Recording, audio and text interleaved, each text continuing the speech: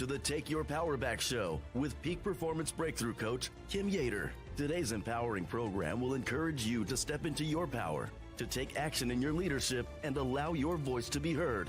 Listen in today as we speak to other freedom-loving Americans that are making a positive impact in the world by standing in truth amid adversity. Learn how to take your power back in your freedom, in your personal and professional life, in technology and creativity, and in your faith. Be inspired, be encouraged, be transformed. Together, let's take your power back with our host, Peak Performance Breakthrough Coach, Kim Yeater.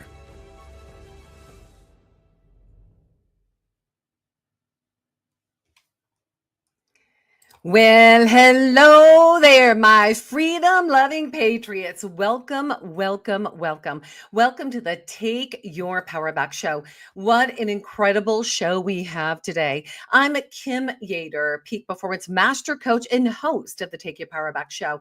This is a program that empowers you to step into your God-given power, access your leadership, and allow that God-given voice to be heard. Today, I have been looking forward to this for so long. The guests that we are about to have on are going to shake up California. So get ready. Right now, you have the ability to share this. So before I begin, I want you to start, thumbs up. I want you to subscribe. I want you to share. Get this out to everybody. We are streaming live on all podcast platforms. You can find us if you send this to your friends, go to rumble.com/Take Your Power Back Show /live. We are going live everywhere today, and we want California to pay close attention because this is the beginning. Today's Take Your Power Back Show, the California Face-Off, round one. That's right, it's round one. That means we will have following rounds, and this is just the beginning. We are peppering. We are months away, but the actions we take today are going to truly move the needle. Now, after 2 terms of Governor Newsom, California is in a desperate need for change. And in the first time in many years, a Republican candidate has an opportunity to win California. That's exactly what I say. 48% of Californians say they would be willing to vote for a Republican governor candidate in 2026. This has resulted in many Republicans getting behind the 3 candidates that are joining us today. We want all great California governors to reverse the horrible wrongs of Gavin Newsom. Now, one of my first shows that I did stepping into the political platform, and I like to say, I'm not into politics, I'm into truth, was Recall Gavin Newsom. Take Your Power Back, California, Recall Gavin Newsom. That was one of my first shows in this arena.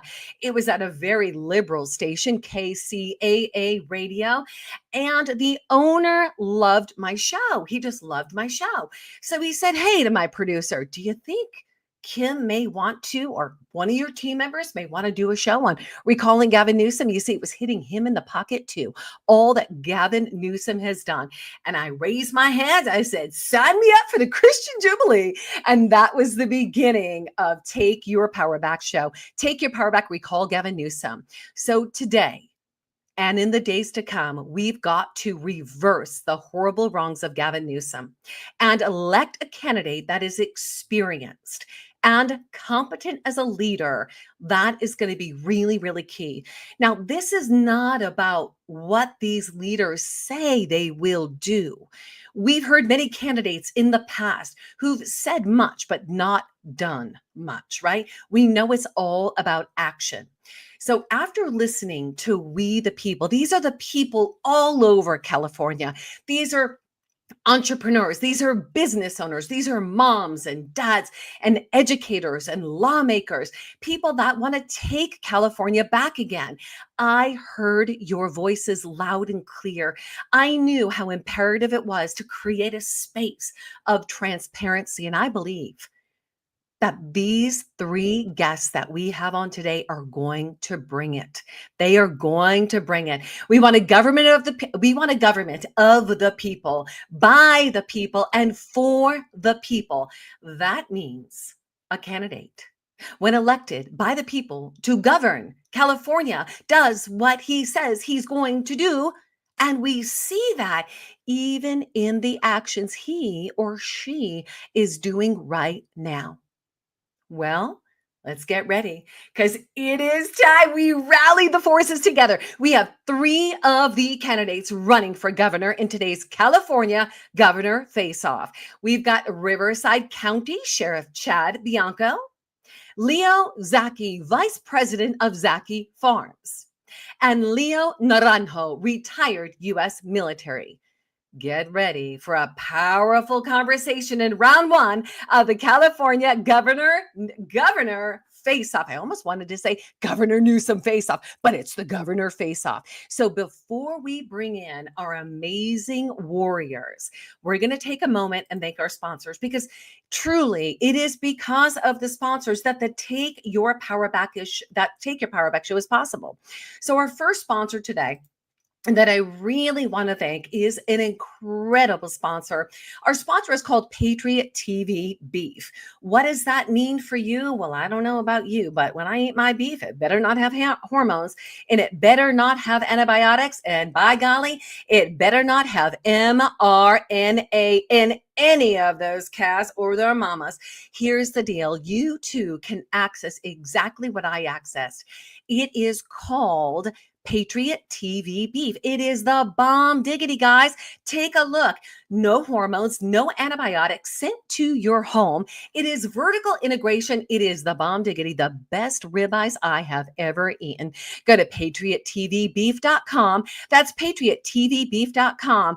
And because of Patriot TV Beef, we're bringing you today's show.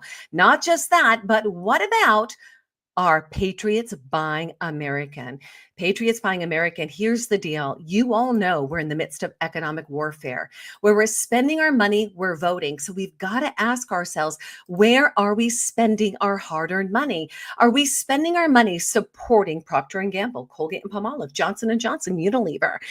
The ingredients that have parabens, alcohol, sulfates, junk in the trunk. I took my power back 20 years ago. You get to take your power back today. Partner with us. PatriotsBuyingAmerican.com. Go to that link. You'll see a virtual tour. This is about turning the lights onto the body. This is about giving you your power back, right? And when you switch to an American debt-free, family-owned manufacturer that supports farmers, cattle ranchers, patriots, ministries, and people just like you and I, you are supporting freedom. So go to patriotsbuyingamerican.com. That's patriotsbuyingamerican.com. Now, without further ado, we have quite a show for you today. And I'll tell you what, I am so excited. I'm going to start by introducing our first guest today. We're going to go back to back. Now, I'm telling you, this is a face-off, right? But we are bringing you their faces first before we have a room where they face off together and they face off to one another. We're going to bring them right here so that you can hear what's important to them, how they are going to take this state back. And remember, as you're listening in to these guests today that are running for governor, these candidates, I want you to begin to listen in to their voices and begin to look at the actions of the past. They all have experience, okay? So let's take a look at whether or not they've done an excellent job with what they've been given. They have a very big role to take on as governor. And we know that this state is not in a good place. It's time to take California back again. So let's bring them in. Without further ado, Chad Bianco, Spirit of Riverside County. Chad, welcome. Thank you. As soon as you went to split screen, I completely lost the sound from you. Okay, can you hear me now? Oh, you got to be kidding me. Chad Bianco, can you hear me now? Chad, I'm going to pop you out of the room.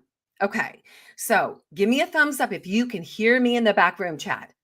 Can you hear me in the back room? Okay, you all can hear me in the back room. All right, that's a good sign. All right, so what we're going to do is we're going to run this again. And you know what? Here's the deal, guys. We have an enemy that is out to destroy. Okay. And we're going to cancel that right now in the name of Jesus. I'm going to pray. Father, we come before you, God, in the name of Jesus. Father, you are the Alpha and the Omega. You are the beginning and the end. We are amazing creations of yours, Father God. We are sent here for such a time as this. I pray, Father God, that what comes out of our mouth today is truth, that you continue to lay the foundation, that you bind up this enemy, the enemy that is bent to destroy. You bind him up right now. You bind him up from this technical. And I pray, Father God, that the voices are heard today, and that all across the airways, people are listening in, and that the truth is brought into the light. Father, we love you. We praise you. We thank you. In Jesus' name, amen. Chad, I'm going to bring you back into the room, and let's see if we got you in. If not, I'm going to have you pop out of the room, okay, and just completely leave and then come back in again, reset, and make sure you've got your speaker on. Chad Bianco, are you in the room? I can hear you this time. Shoo! Come on. Who says pro doesn't work? God is so good. Well, first of all, thank you for being here. Chad, I have to tell you, you are not an easy person to get on a show. You know, and I have quite the schedule. You do. You have quite the schedule. And I invited you out to a few Take Our Border Back events that we led across the country, reaching tens of millions. And every time we did an event in San Diego, you were booked. I was like, oh, that's okay, because God's timing is perfect timing. You know, today is really an opportunity for our listeners to get to know you, because Chad, not everybody knows who you are. There are those that do. So we're going to share your bio before we go into some questions. I'm just going to tell you, heads up, the questions are going to get hot as we go. But the reason why they're going to get hot, Chad, is because I know you can take it. I know you can bring it. And I know that the people want these questions to be answered, because I have been flooded with questions. So a little bit about you. 41 county sheriffs have endorsed you. 37 local officials have endorsed you. 22 federal officials, including ISSA, have endorsed you. Chad Bianco was elected sheriff, coroner, and public administrator of Riverside County on November 6, 2018 general election. In June of 2022, you were elected to your second term. You're now 30-year veteran of the sheriff's office. As sheriff, you serve as the chief law enforcement officer of Riverside County. You oversee the county's 5 jail facilities, 6 court buildings, a civil bureau, the coroner's bureau, public administrator's office, 12 patrol stations, 17 contract cities, 4,200 dedicated employees, and an operating budget of just over $1 billion. You're a member of the California State Coroners Association, National Sheriff's Association, Western States Sheriff's Association, and you're on the board of directors for the California State Sheriff's Association and Major County Sheriffs of America Association.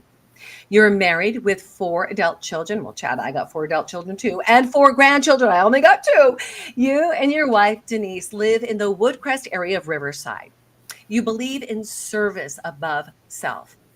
And you hope that this prioritizes God, family, and service. And you believe that you prioritize God, family, and service, and that you provide meaningful guidance and direction as the sheriff's office engages in an unprecedented change of culture to positively serve the residents of Riverside County.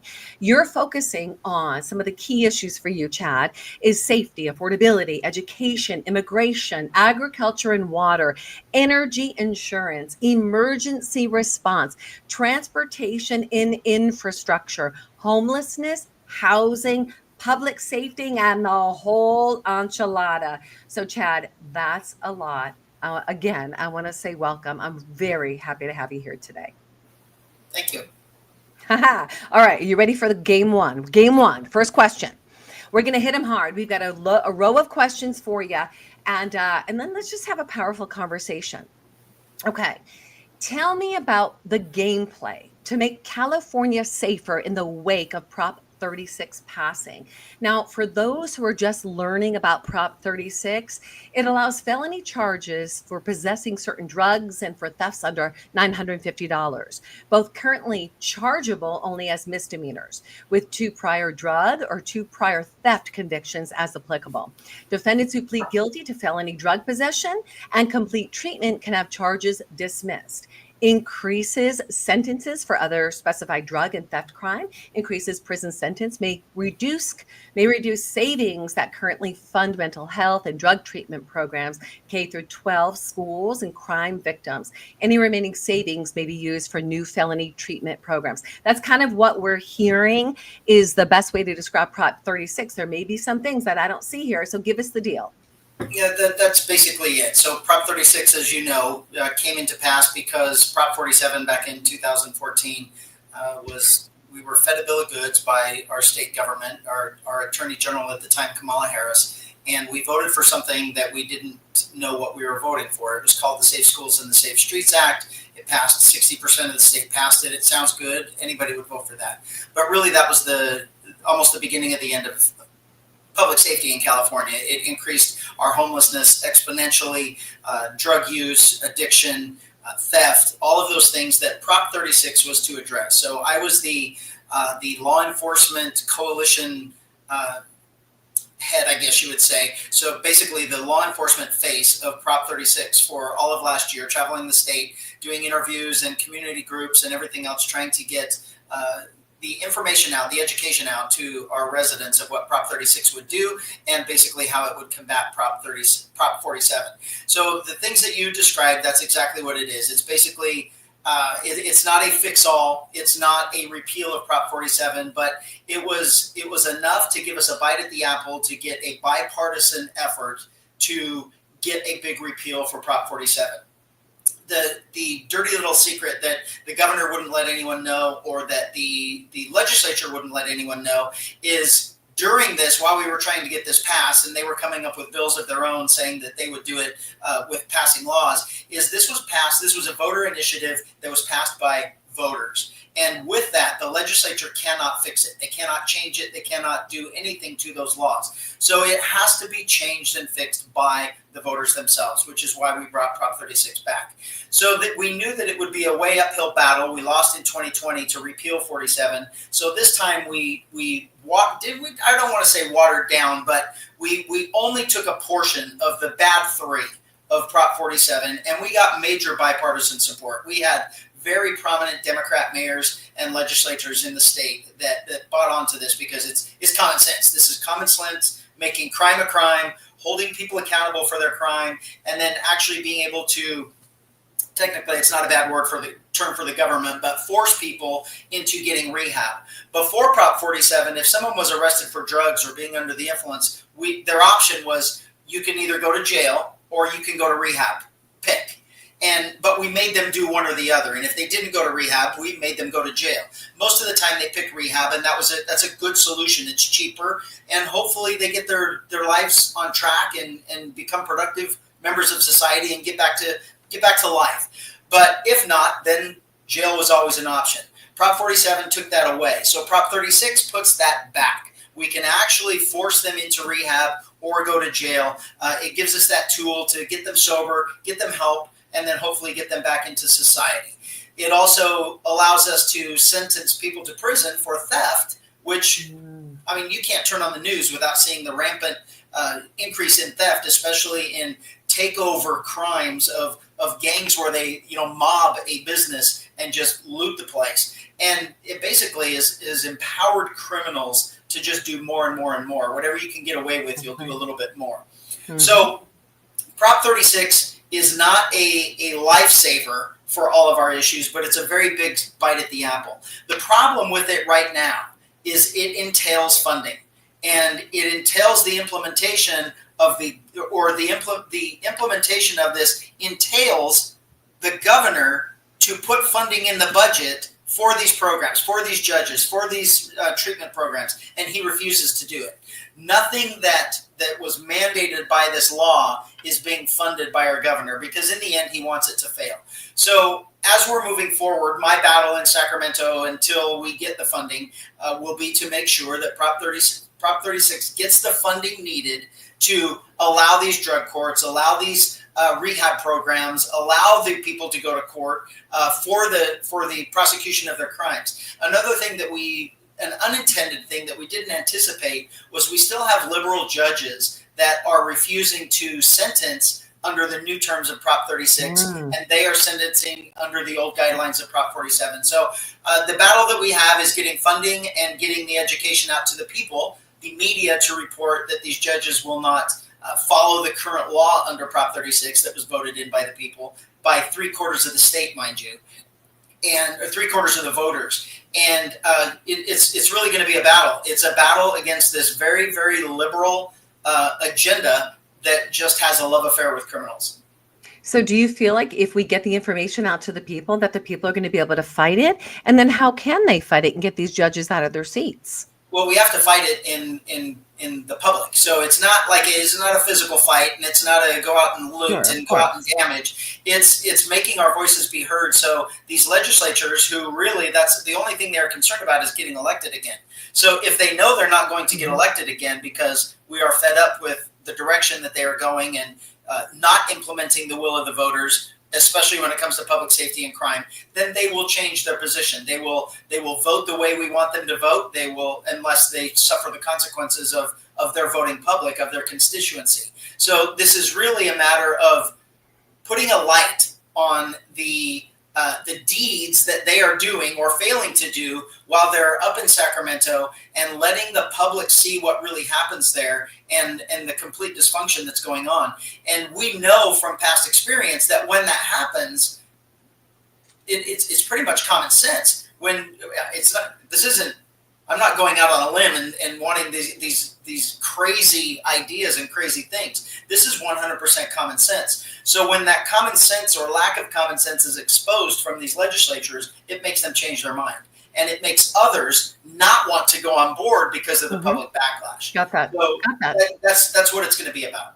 Okay, I got that. Well, tell me, what is the one thing you're fighting for in California? I mean, there's a lot of things you're fighting for, but if you were to hone in on the one thing that's going to move the needle, what is that one thing?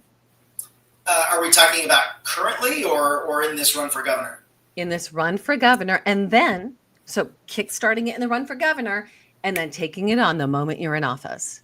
Yeah, I mean, I would love to say there's one thing, but we live in California, and we know that there is a long list of things that one is no more important to anyone than the other one is. So what maybe my number one might be your number 5, and somebody else's number 15. But we know there's 20, 30, 40, 50, 100 things that absolutely need to be taken care of right away. We know that people are fleeing the state, and we know why they're fleeing. Businesses and people are fleeing the state because of regulations and taxes. They can't operate their businesses. The cost of living is too high. They can't afford rent. They can't afford food. Business regulation, it takes too long to open your business. They give up. It's impossible to build a home or to remodel a home because of the regulation, the time constraints, the environmental regulations. All of those things have to be done away with, and they can be done away with on day one. We absolutely must reduce taxes in this state, and we've gotten to a place where everyone doesn't like taxes, so our legislature over the last 20 years has gotten very smart, and they don't call them taxes anymore. They just regulate a fee that makes you have to pay it, that truly is just an added tax that they didn't have to vote on or get us to vote on. And so all of those things can be taken away with the stroke of a pen. Those will all be done day one. CEQA, which is it's an absolutely horrible law, environmental law, that the last 5 governors have said needs to be drastically fixed or repealed.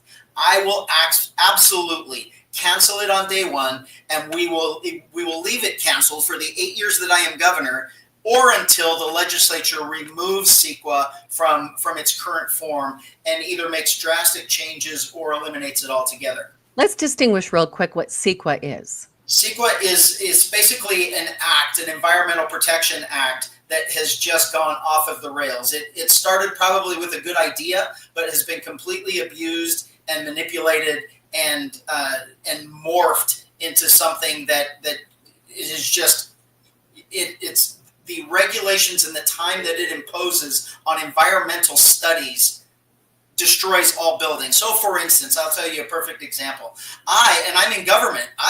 You would believe that I would have an in to these types of things to be able to get something done quickly. We are building a new academy. We are completely remodeling our training academy, and I mean we haven't got the final bill yet, or the final production costs, or exactly what it's going to look like. But it's going to be between the $400 and the $900 million range. This is a massive undertaking by our county to redo our training academy, and we paid roughly between it's not quite $5 million, but close to $5 million, and we're 2 years in the running, close to 3 years on an environmental protection study. That's it. We just pay the fine, and we sit and wait for someone to say it's okay. And we were left just sitting and waiting for more study, more time, because they found a hole that they said could belong to a burrowing owl.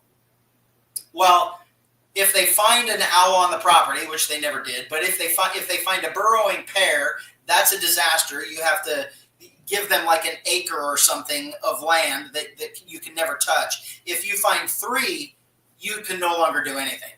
And so we just sat and waited and added $5 million onto the cost of our project just so they could tell us whether or not a burrowing owl lived there. And truthfully, all we would have to do is move the burrowing owl. And another part of that was fairy shrimp. When it rains, there is a chance anywhere in California that if rain puddles, you could possibly have fairy shrimp. Well, let's be perfectly honest. There is not one person in the world that gives a darn about fairy shrimp. No one cares. Are those the little red ones that you find in puddles? They're almost microscopic. They're not really big. They're not big real shrimp. Okay. And if you find those you cannot build on those places. And it's no different than what we saw years ago with the kangaroo rat. It's like we're treating weeds and bugs and rodents more importantly than we're treating people. And that's what CEQA has done. It has added millions and millions and years onto the cost of projects that prevents us from even building. That is why the cost of homes is unaffordable. There's no such thing as affordable housing in California because the environmental impact reports and fees and studies that you have to do to actually build prevent you from actually building. And it was designed that way by the environmentalists who want absolutely nothing being done.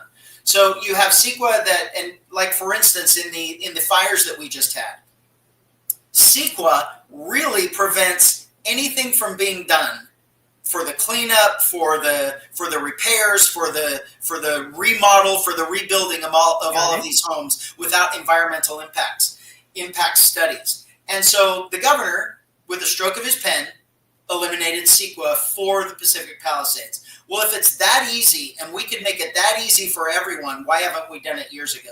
Why haven't we done it for all of California? Mm-hmm. It's just proof positive that a true leader in Sacramento that actually cared about Californians rather than special interests could make a major difference from day one.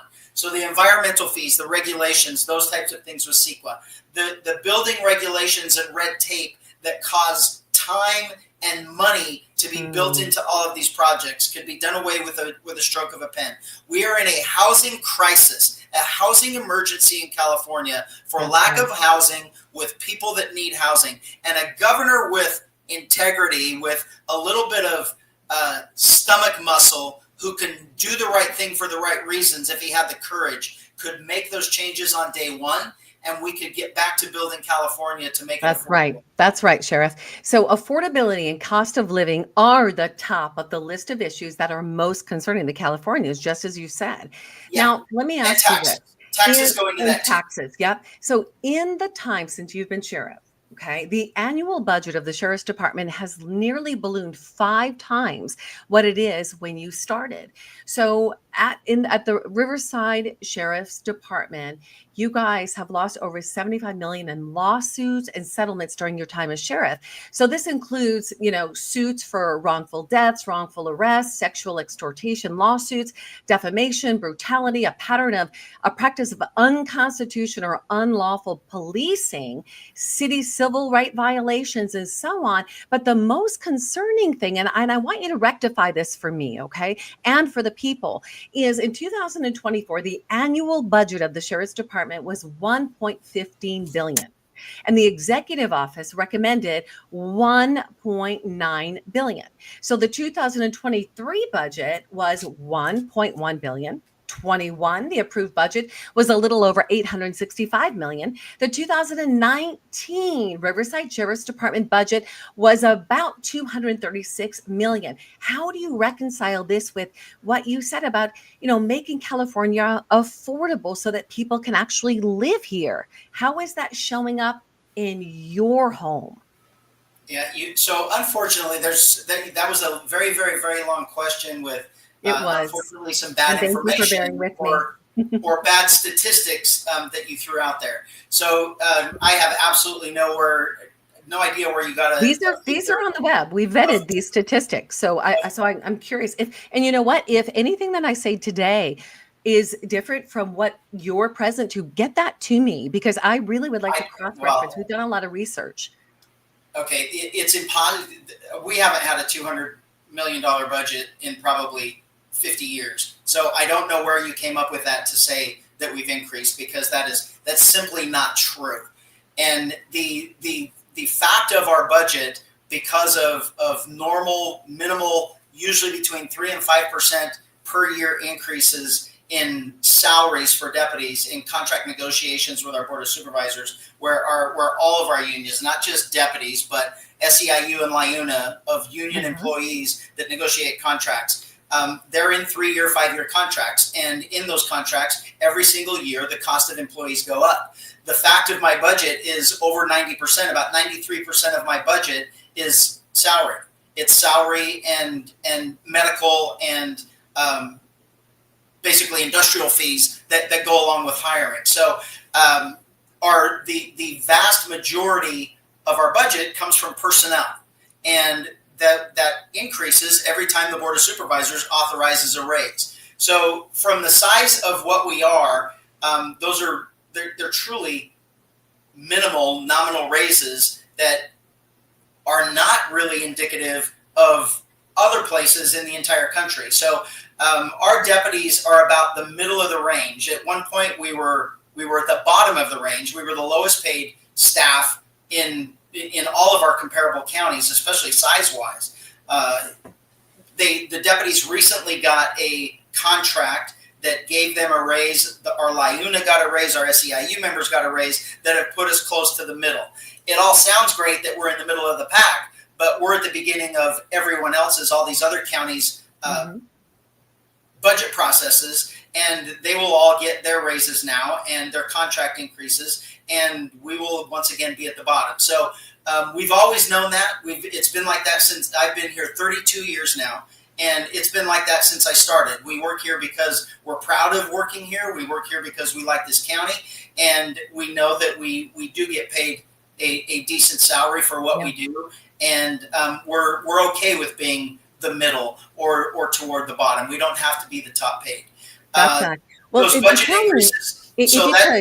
Tell me real quick, I got you, totally hear you. And I will vet these numbers, by the way. I'll go back and vet them if I've mistaken, for sure. Okay. Now, but tell me about the 75 million in lawsuits and settlements during your time. I mean, how do we prevent these things from happening? I mean, you guys, you vet the people you're hiring in. And for these types of allegations, like, or wrongful arrest, wrongful death. I completely understand what you're saying, and I'm going to say this. It's great here that especially now that I'm running for election, that I've become the target of everyone's ire, and everyone else in the entire country is pushed to the side. And every time I go to my major meetings, they all thank me for doing this, because now no one cares about what they're doing, because it's us in the spotlight. So the reality of law enforcement is since 32 years that I've been here, and I'm sure it was before that, particularly in California, because there are more Californians than we have. There are more attorneys per capita in California than anywhere in the country. And the only way attorneys make money is when attorneys sue. And the nature that where we are right now is it's an anti-law enforcement world. And the lawsuits that are brought against us, it has nothing to do with whether or not deputies did anything wrong. It's about whether or not they found an attorney that would sue, and it ends up going back to the county, not the sheriff's office. County risk management is the one that handles all of those lawsuits. We get sued for if a person fires a gun at a deputy and the deputy shoots back and kills them, we are going to get sued.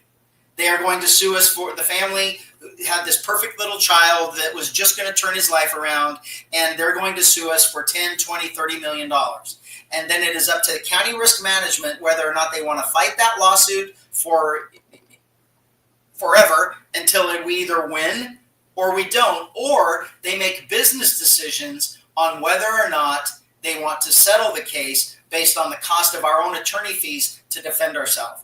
And to be quite frank, I am completely against settlements. I go to every one of our board meetings where our behind the scenes, our closed door meetings where we talk about settlements. I am against every single one of them, because if we didn't do anything wrong, we should not be settling anything.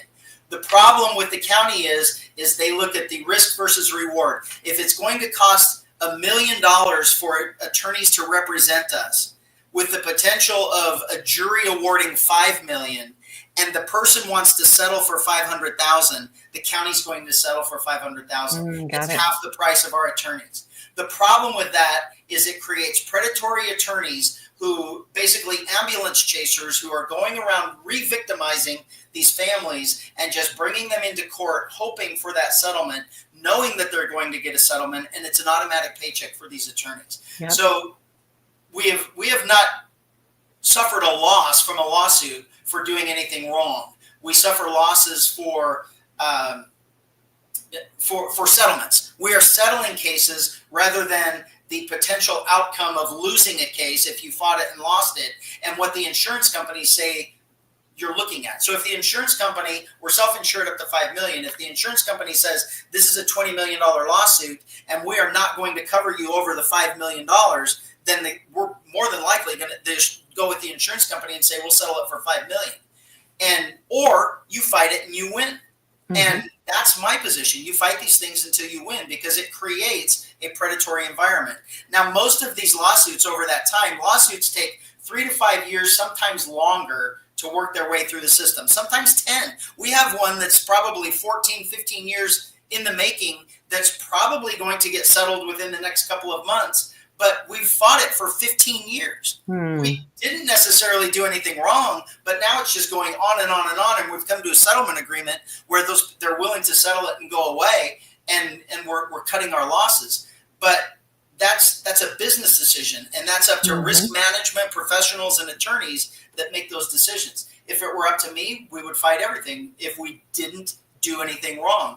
And for us, I mean, sometimes if a deputy runs a stop sign and causes an accident, that's going to cause damage, and there's going to be people that sue us because we're the county and we have money. It doesn't go off of your insurance, where your insurance is only going to pay $25,000. Well, big government, that's not what they're going to sue us for. So it's a horrible environment. And to be quite honest with you, it's caused by laws in California that were written by attorneys and passed by other attorneys that grant these attorneys all of the ability to I don't want to say a frivolous lawsuit, because a frivolous lawsuit is a legal description, but it could be a meritless lawsuit, and it doesn't matter. The judges look at it and say, well, their version is this and your version is 360 degrees, 180 degrees different. So a jury's going to have to decide. I'm not going to dismiss the case.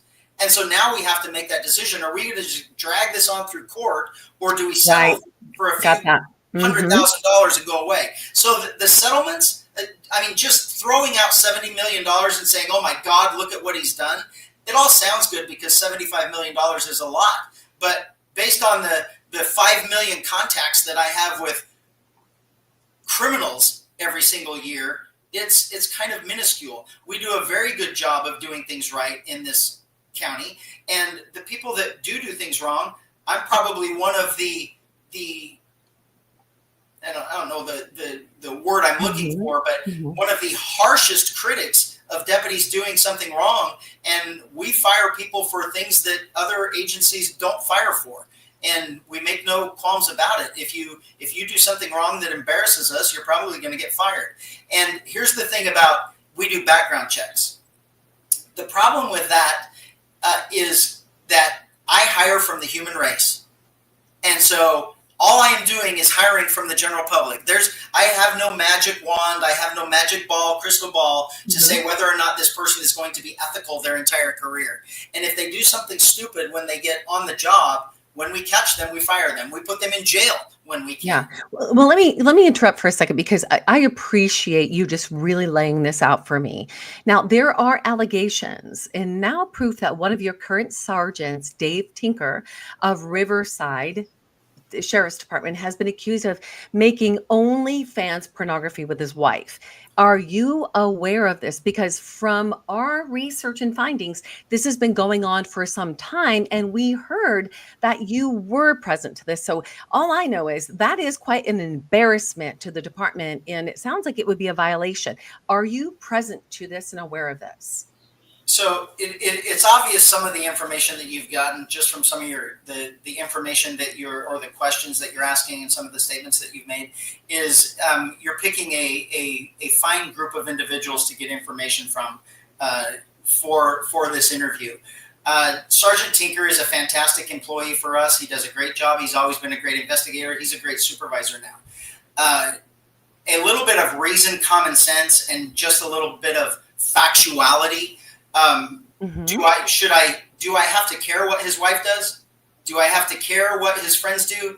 Does your job depend on something that your husband does or your wife does? And particularly I don't know how much research you've done. I'm doing none of it other than asking questions, but there's never faces. No one really knows whether or not there's no information. He doesn't get on there and say, I'm whatever, Tinker. You're getting information from employees, from rumor mills within our agency of people that don't like him or people that don't like me and want this big sex sting to be going on. And the reality is nothing is illegal about OnlyFans. Nothing is illegal about what his wife is doing.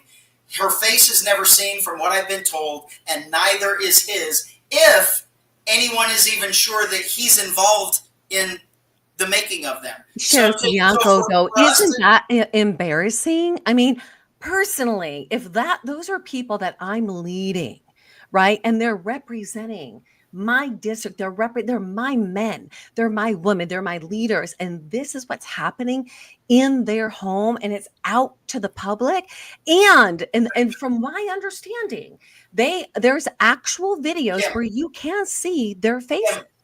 What would you like me to fire him for? Well, I mean, you want me to? No, I'm not. You're coming at me like willing to do this. I mean, it's like we're dealing with a state that is filled with human trafficking. We're dealing with child molestation. We're dealing with, a state that is so jacked up, Sheriff. So if we don't take a stand, I mean, I just question what are your values? I want to make sure that I'm going to be. Everyone is what you know. You don't. Everyone is fully aware. Everyone, Kim, is fully aware of my values. I want you to tell me what I'm going to fire him for, because there is absolutely no proof that he has done anything wrong or illegal. What do I fire him for? Okay, well, let me ask you. That's a really good question, Sheriff. So the question is, if you find out that he is in these OnlyFans videos and you can see his face, there's proof that it's him, would you fire him, or would you just say, you know what? It's okay. That's outside of work. that would have to be determined when that is discovered. But from all of the information that I know about this, that is factually inaccurate. And now you're giving us a scenario to make it sound better, even implying that he is, when in fact it is not. And Okay, so Sheriff, just so that you know, it has been brought to my attention that there are actual. So I'm gonna do even more vetting and research, and I would encourage you to do the same, because listen, I mean, I want to have a great interview right now, and I appreciate you. These are not easy questions, but do you know that They're there irrelevant wasn't one, questions, two, really. 3, 5, 10 people who had questions They're that they irrelevant really wanted questions. answered?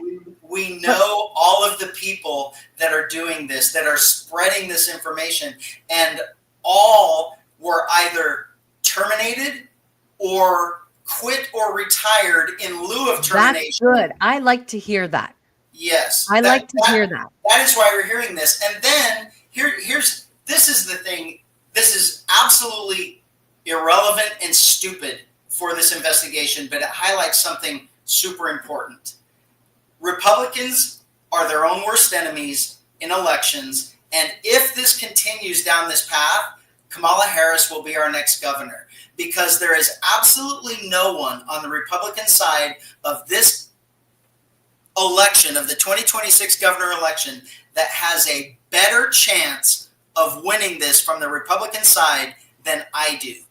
The Democrats know it, and all of the rest of the Republicans that want to run, they know it also. So the only way is for them to somehow win in the primary, to get them to the end with me, is to somehow make it to where the public believes that I'm corrupt, that we do something wrong, that we've done something wrong, when the reality is we have not. There is absolutely nothing in my past that is that anyone will be able to say disqualifies me or prevents anyone from voting or supporting me.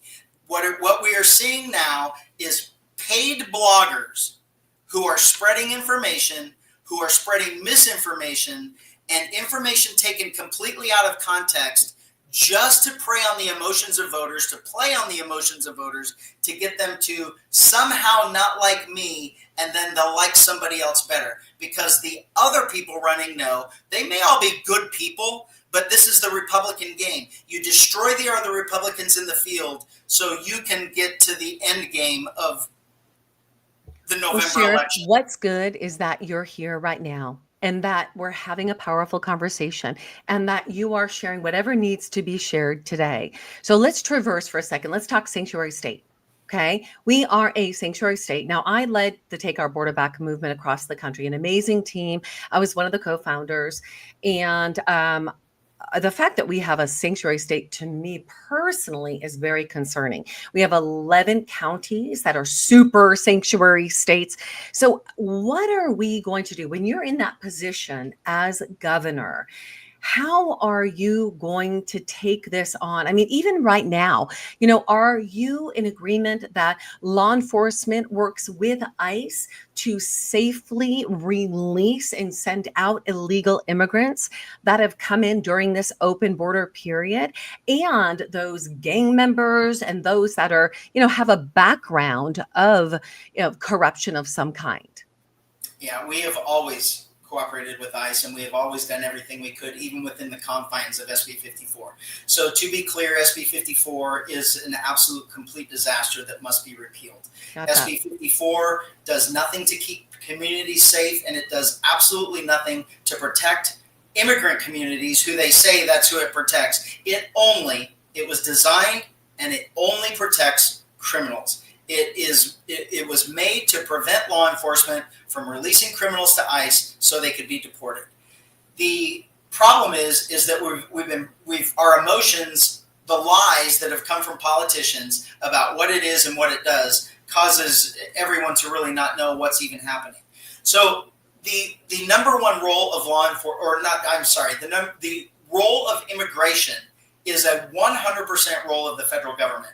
And I'm gonna blow your mind here in a minute with a fun little fact. Let's go. From how you laid out the question, but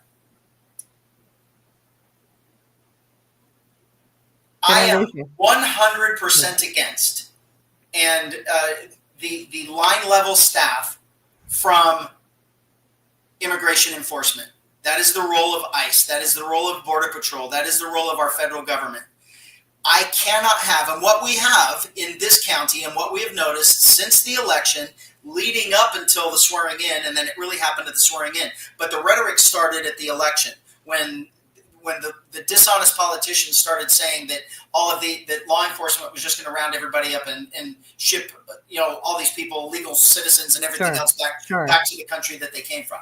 So everyone was afraid to begin with. Then he takes office, and we noticed an absolute drastic decline in the amount of calls for service that we were getting, particularly from certain areas where we know are the population are illegal, that are here, they're illegal immigrants. Mm-hmm. Here's the problem with that. We cannot have a section of our society that is being victimized or brutalized by criminals, and they won't report it because they're afraid of being deported.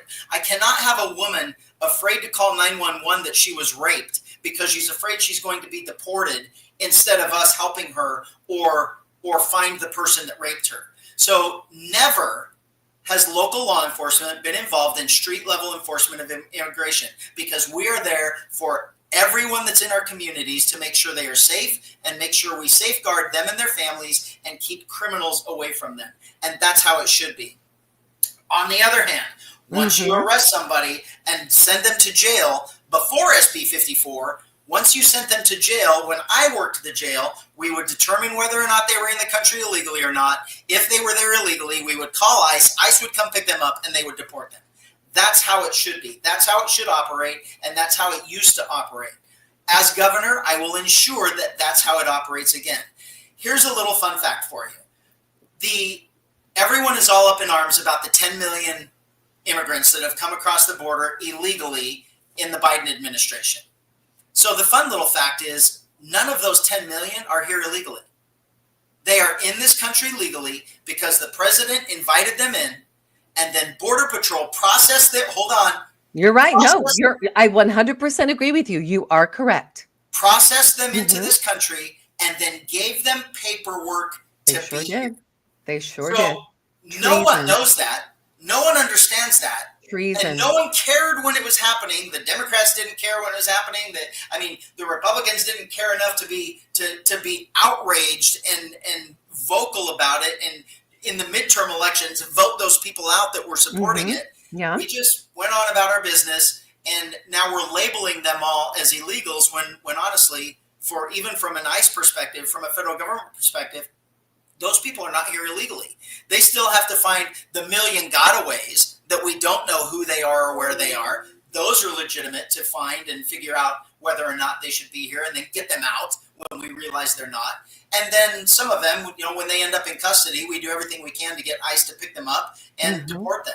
So your local sheriffs all across the state are complying with ICE and within the confines of the law. So that's the whole problem where I disagree with the law.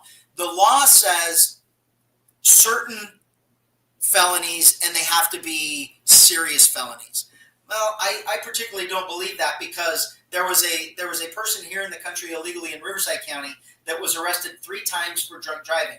The 3rd time he was arrested, it was because of an accident, and that accident killed one of my dispatchers. So it's very personal to me that if they would have been deported on the first DUI or the second DUI, my dispatcher would still be alive. That mom would still have a son. If they're going to commit crimes, they need to be deported. So would you call ICE? So in that case, do you have your deputies call ICE to get these guys out? We are prevented by law of contacting ICE for a misdemeanor. Because we're in a sanctuary state. So what are you going to do as governor to change and get us out of the sanctuary state? Well, an executive order can get you out of anything until the legislature fixes it. So here's the thing: as governor, you absolutely must elect a leader. We've never elected a leader since, really truly the last leader that was ever elected in California was Ronald Reagan. And he was actually elected because of his leadership ability and put into office. And it was a labor board. I mean, go figure, it's a labor reason. He was a leader of a labor organization, Hollywood, but it was still an actors guild that he was the leader of. And that's why he was elected, because of his success in that and his following and how popular he was. We've never elected anybody like that before. A leader gets things done because people follow them. And it's the way you work. It's the way you operate. It's basically, it's a God-given ability to be a leader. You can train someone to be a leader. You can't make them be a leader. All right, Sheriff Bianco, I'm going to ask you, are you ready? This is going to blow your mind. Are you ready? Go ahead. Listen, when you are governor, if you are elected to represent the people, will you make an executive order that stops the sanctuary state so we can start working on it? Immediately. And more importantly, I will get the bill rewritten to make sure it doesn't come back and haunt us again. Okay. I'm going to move on to my next question. Very good. All right.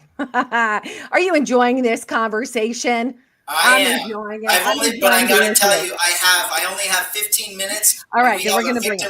We have a victim ceremony going on this evening, okay. So I have to get to that.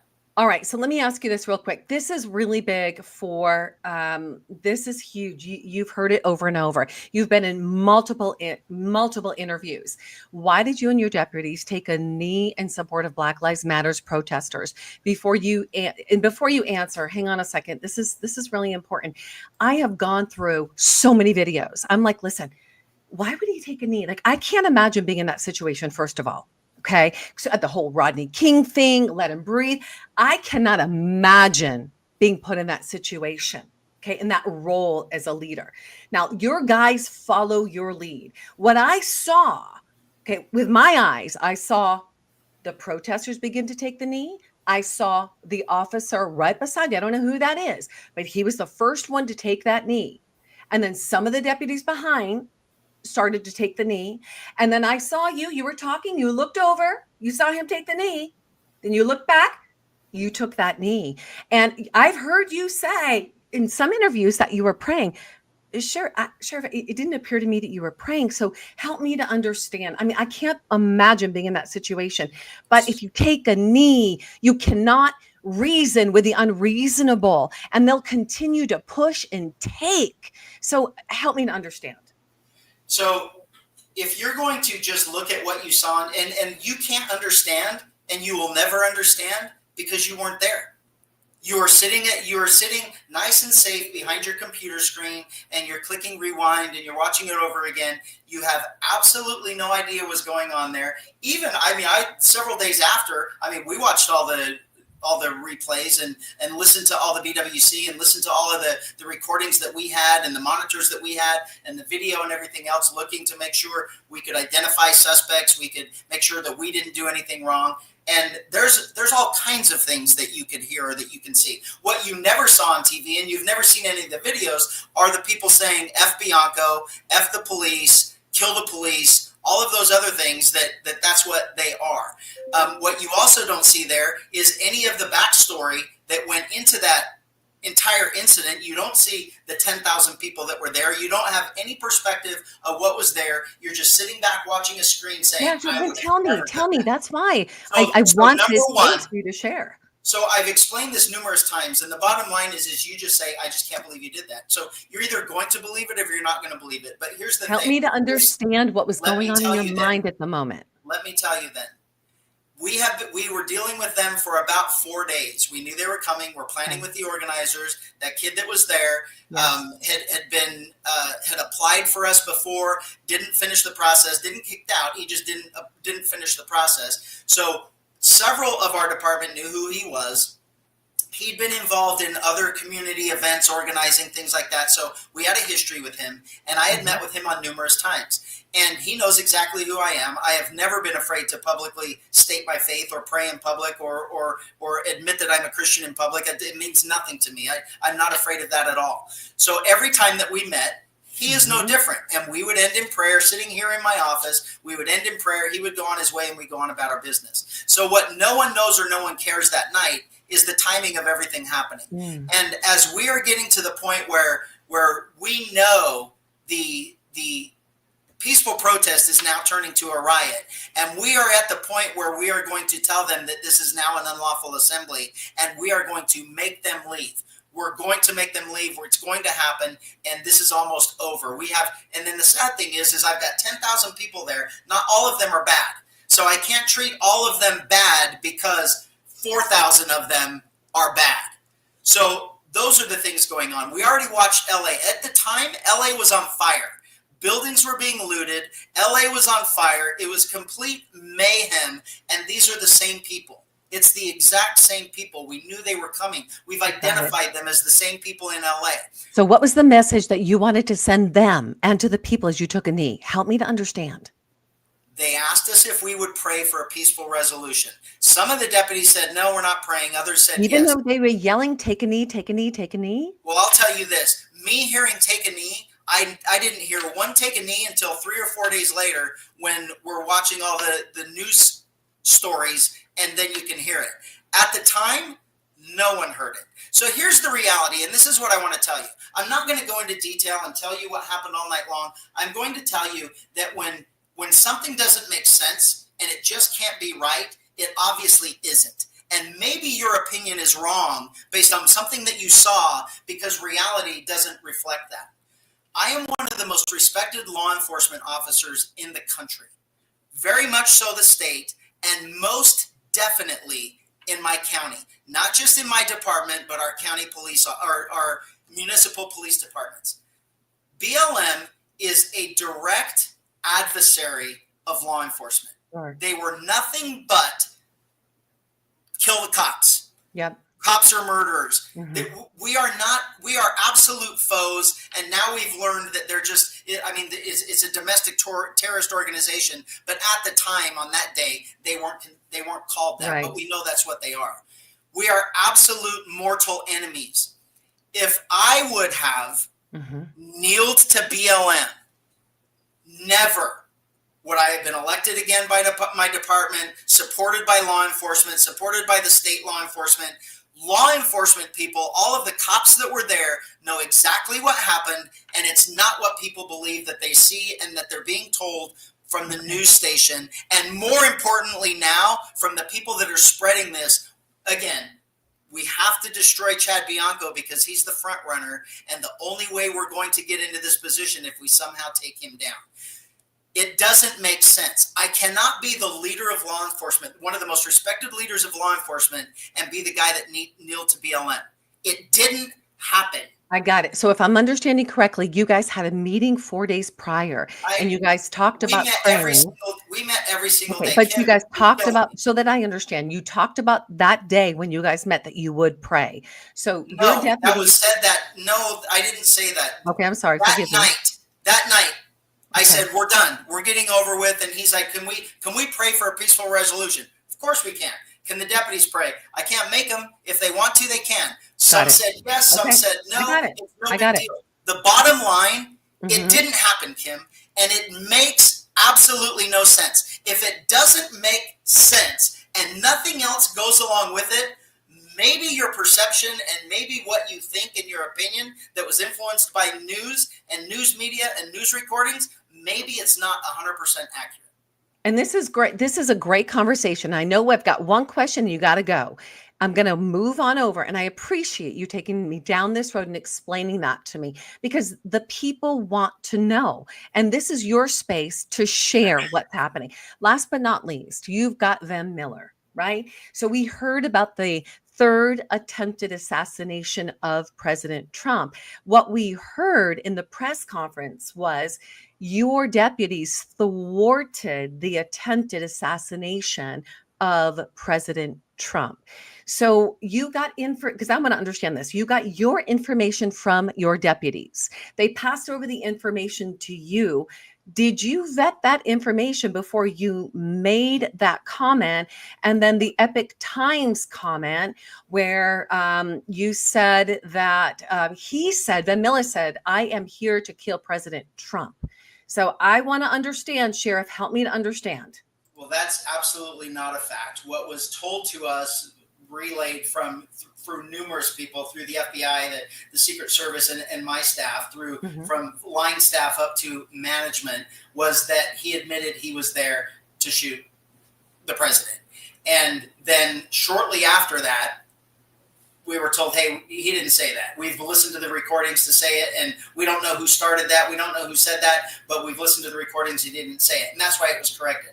So the problem with all of this is I can tell who has influenced you, and I can tell what side you're on and where you lie on this. Sheriff, I like you. I want you to get this for a second. I like you.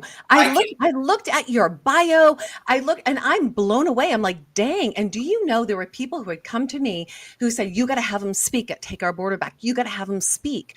So my heart is, I believe the best in you. So I've got all these great things I see. And then I have these other things over here.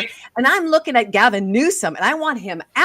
So I want to make sure that you're not going to kowtower to anybody that comes in to try to move you in a direction. I want to make sure that you're someone who's going to stand firm and let nothing move you. The proof that I'm not going to kowtower is I will never admit to something that we didn't do, say something that we didn't do, or bow down to this. Really, it's amounting to pretty much in the court's words of another court case involving Mr. Miller is cyberbullying, somehow where he thinks he's going to influence me or get me to do something because of public pressure. He really has absolutely no idea who he's dealing with, because that's never going to happen. And another problem with hardcore patriotic Americans that claim to be, the good, strong, hard right patriotic Americans, they don't believe one single thing they see on TV. But every single one of them believe this.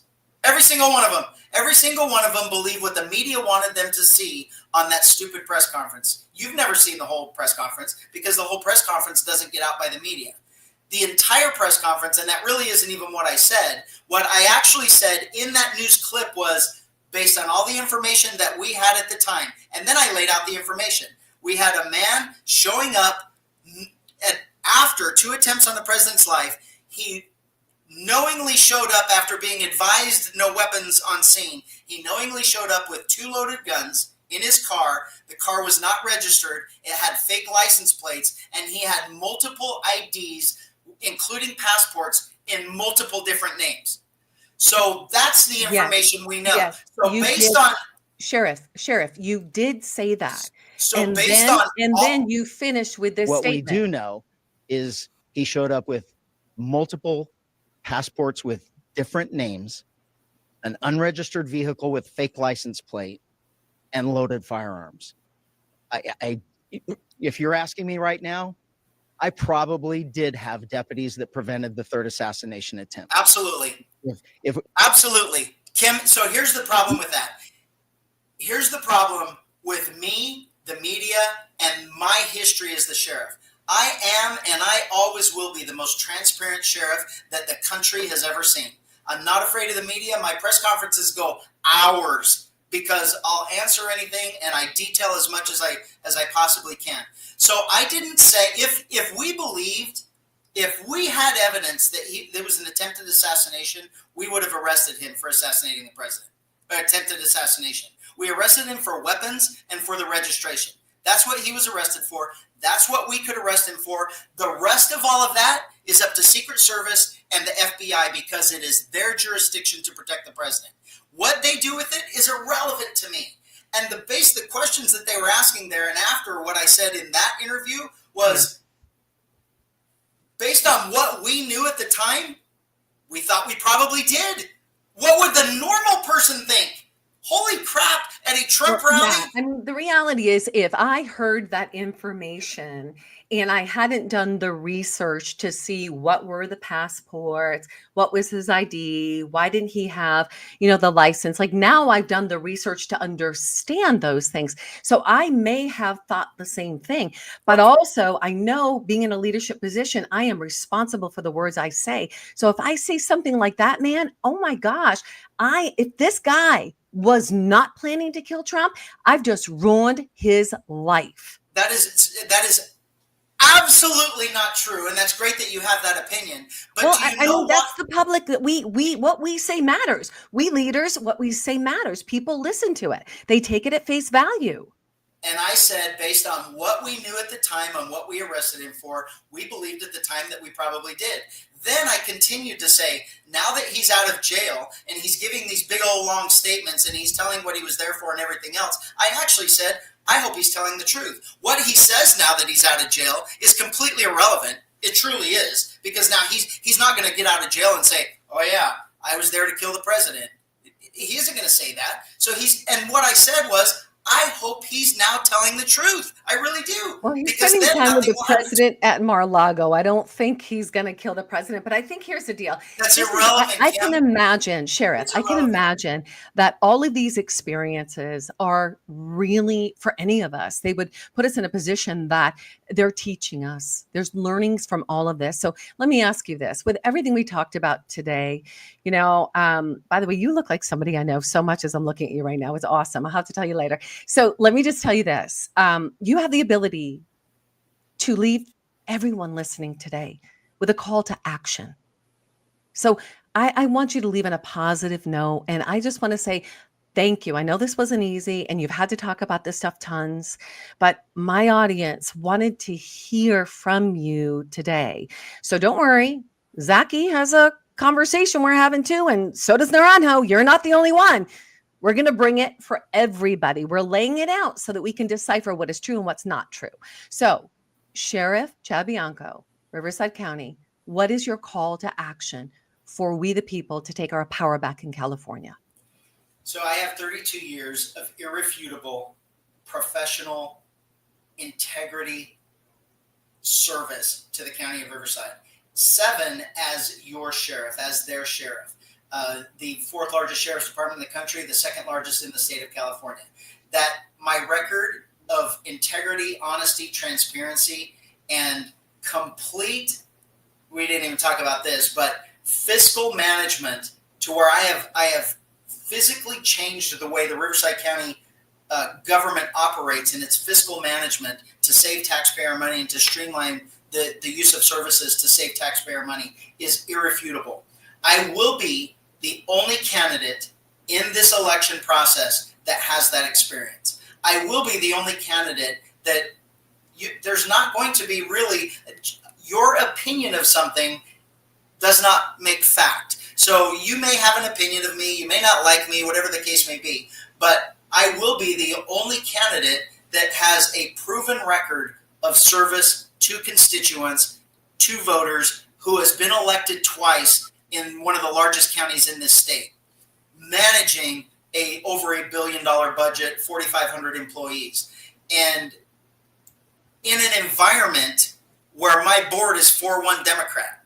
So it takes leadership ability. It takes leadership ability to lead 4,400 cops in the same direction, and I'm the only one that will have that. We are in a very unique position to take back California. The Democrats are in turmoil. The Democrats are going to have to fight with each other to blame each other for decades of mismanagement in this state. Republicans can sit back, get behind one candidate who has the absolute best ability to win this election and make sure that we don't destroy each other like we do every single election before the general election even happens. This race isn't about who's going to win the Republican nomination. This race is about who has the ability to win a California election in a predominantly blue state running as a Republican. And resounding across the board through all of politics, including the Democrat Party, is the only person is Sheriff Chad Bianco. And the public getting behind me, rallying behind me for this next year, and making sure that we do everything we can to keep public safety, our government, our failures of government, our taxes, our regulation in the forefront, and not lose sight and have short-term memory loss when it comes to next year's election, we will be victorious. This is not about whether or not you like somebody more or whether you dislike somebody more. The other people that are running, I have absolutely no doubt they're good people. I don't know Mr. Naranjo. I've only seen Leo several times. He seems like a great kid. He seems like a great guy. I have nothing negative to say about him.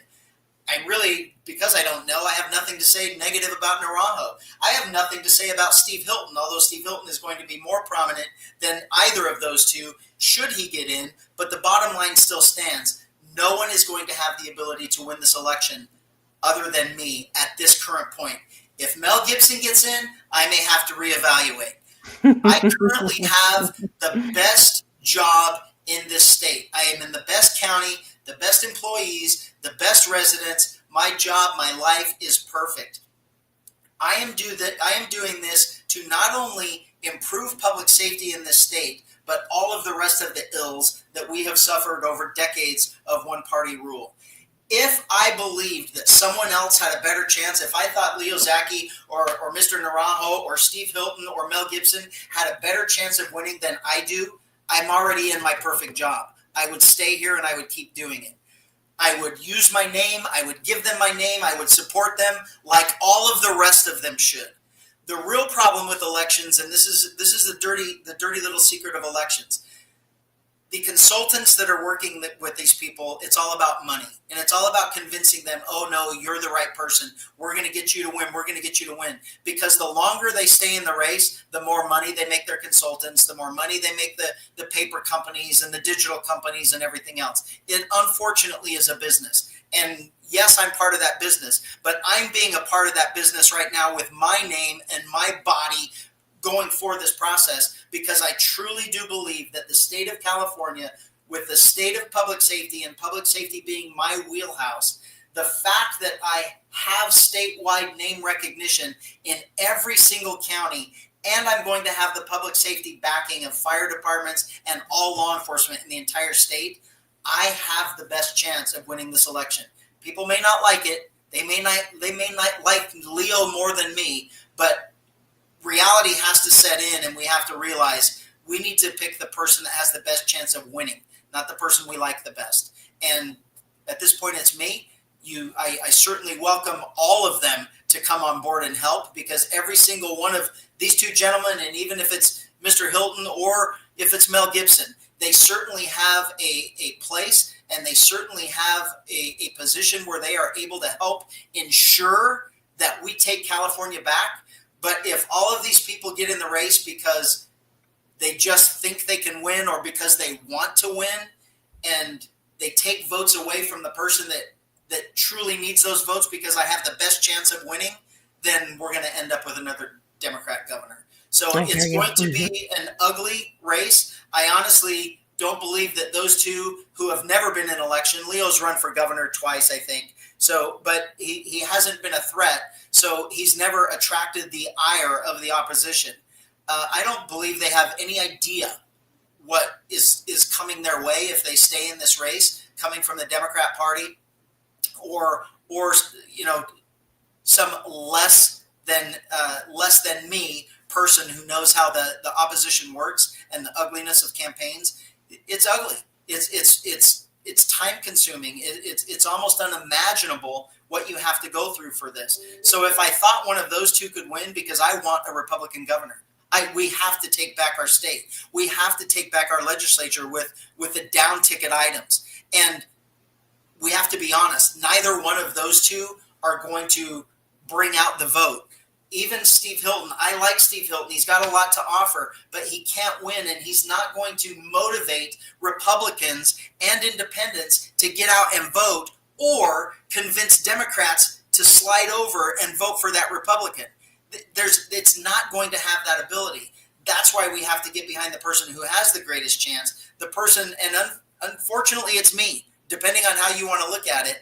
I will bring that voter base out, that we will be able to influence some of the down ticket items too. It's going to make it a huge race. The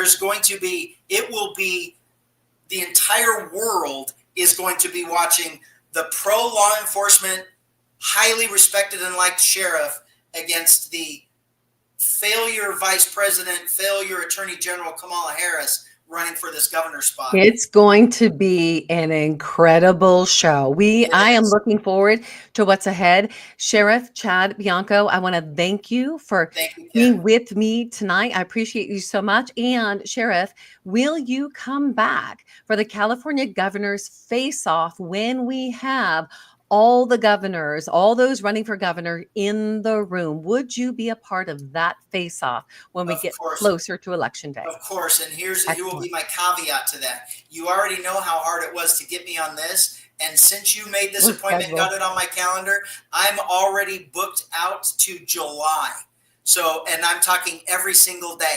So I will do everything I can to make it, but I cannot guarantee it because of the schedule. I have to do things that it's unfair for me to cancel something else. We'll reach out. We'll reach back out. We're going to work on it. I love it. Sheriff, thank you so much. Have an amazing night tonight. Godspeed. Thank you. All righty. Wow. Riverside Sheriff Chad Bianco. Guys, that was a big bite of a conversation.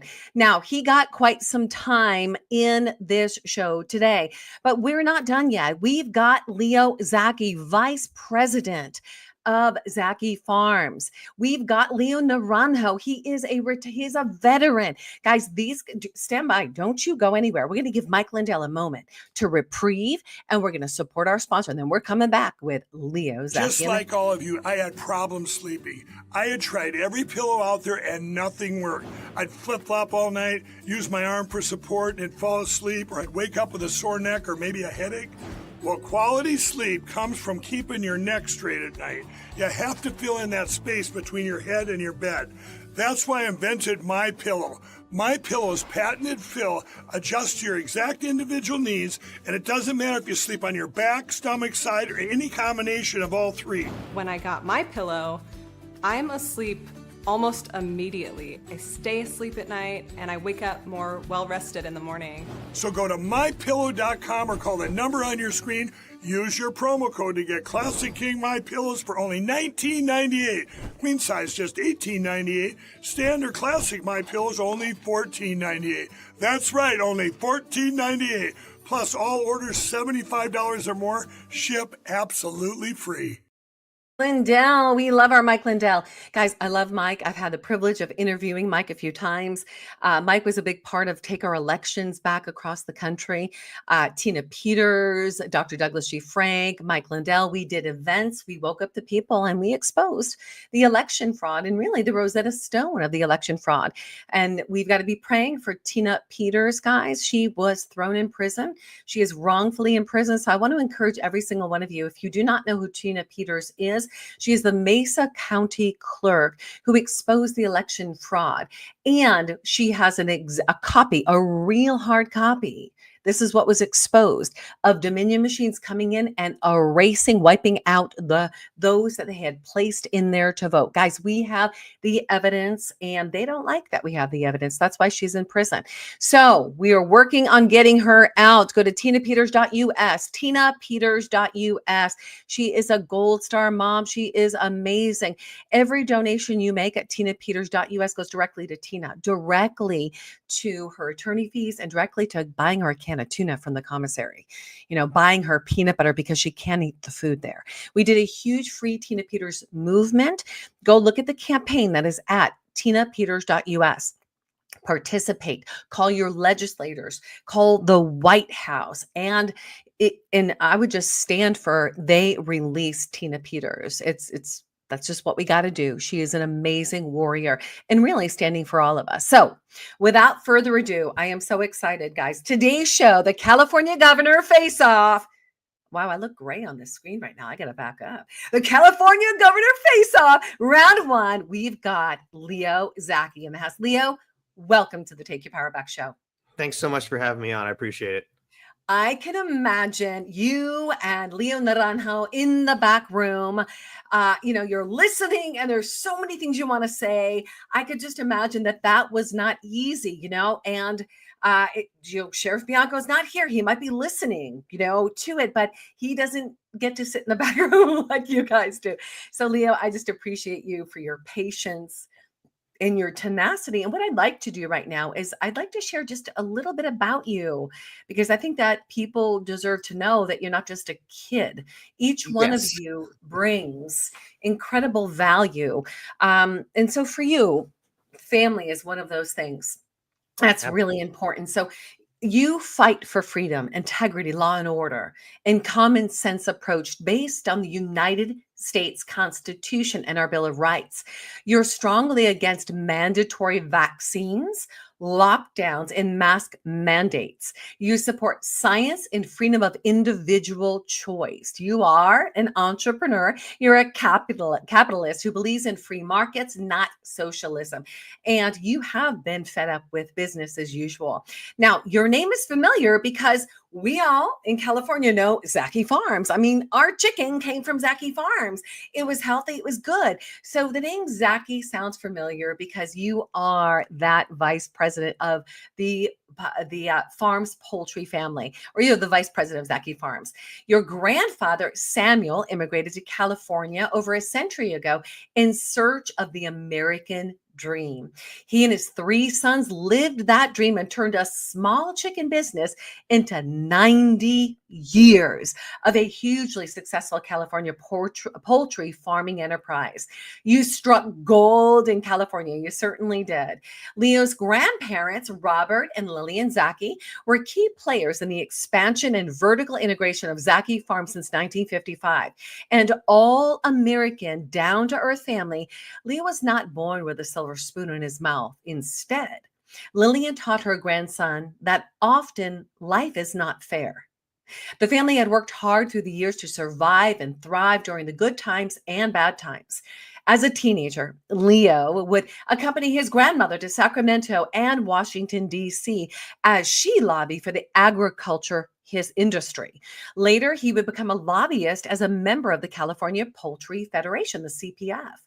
Leo embodies the Zacky legacy, an entrepreneurial spirit, a determination to succeed, and a passion to serve his state and his country. For decades, the increasing state regulations and fluctuating economy were presenting new challenges for the business.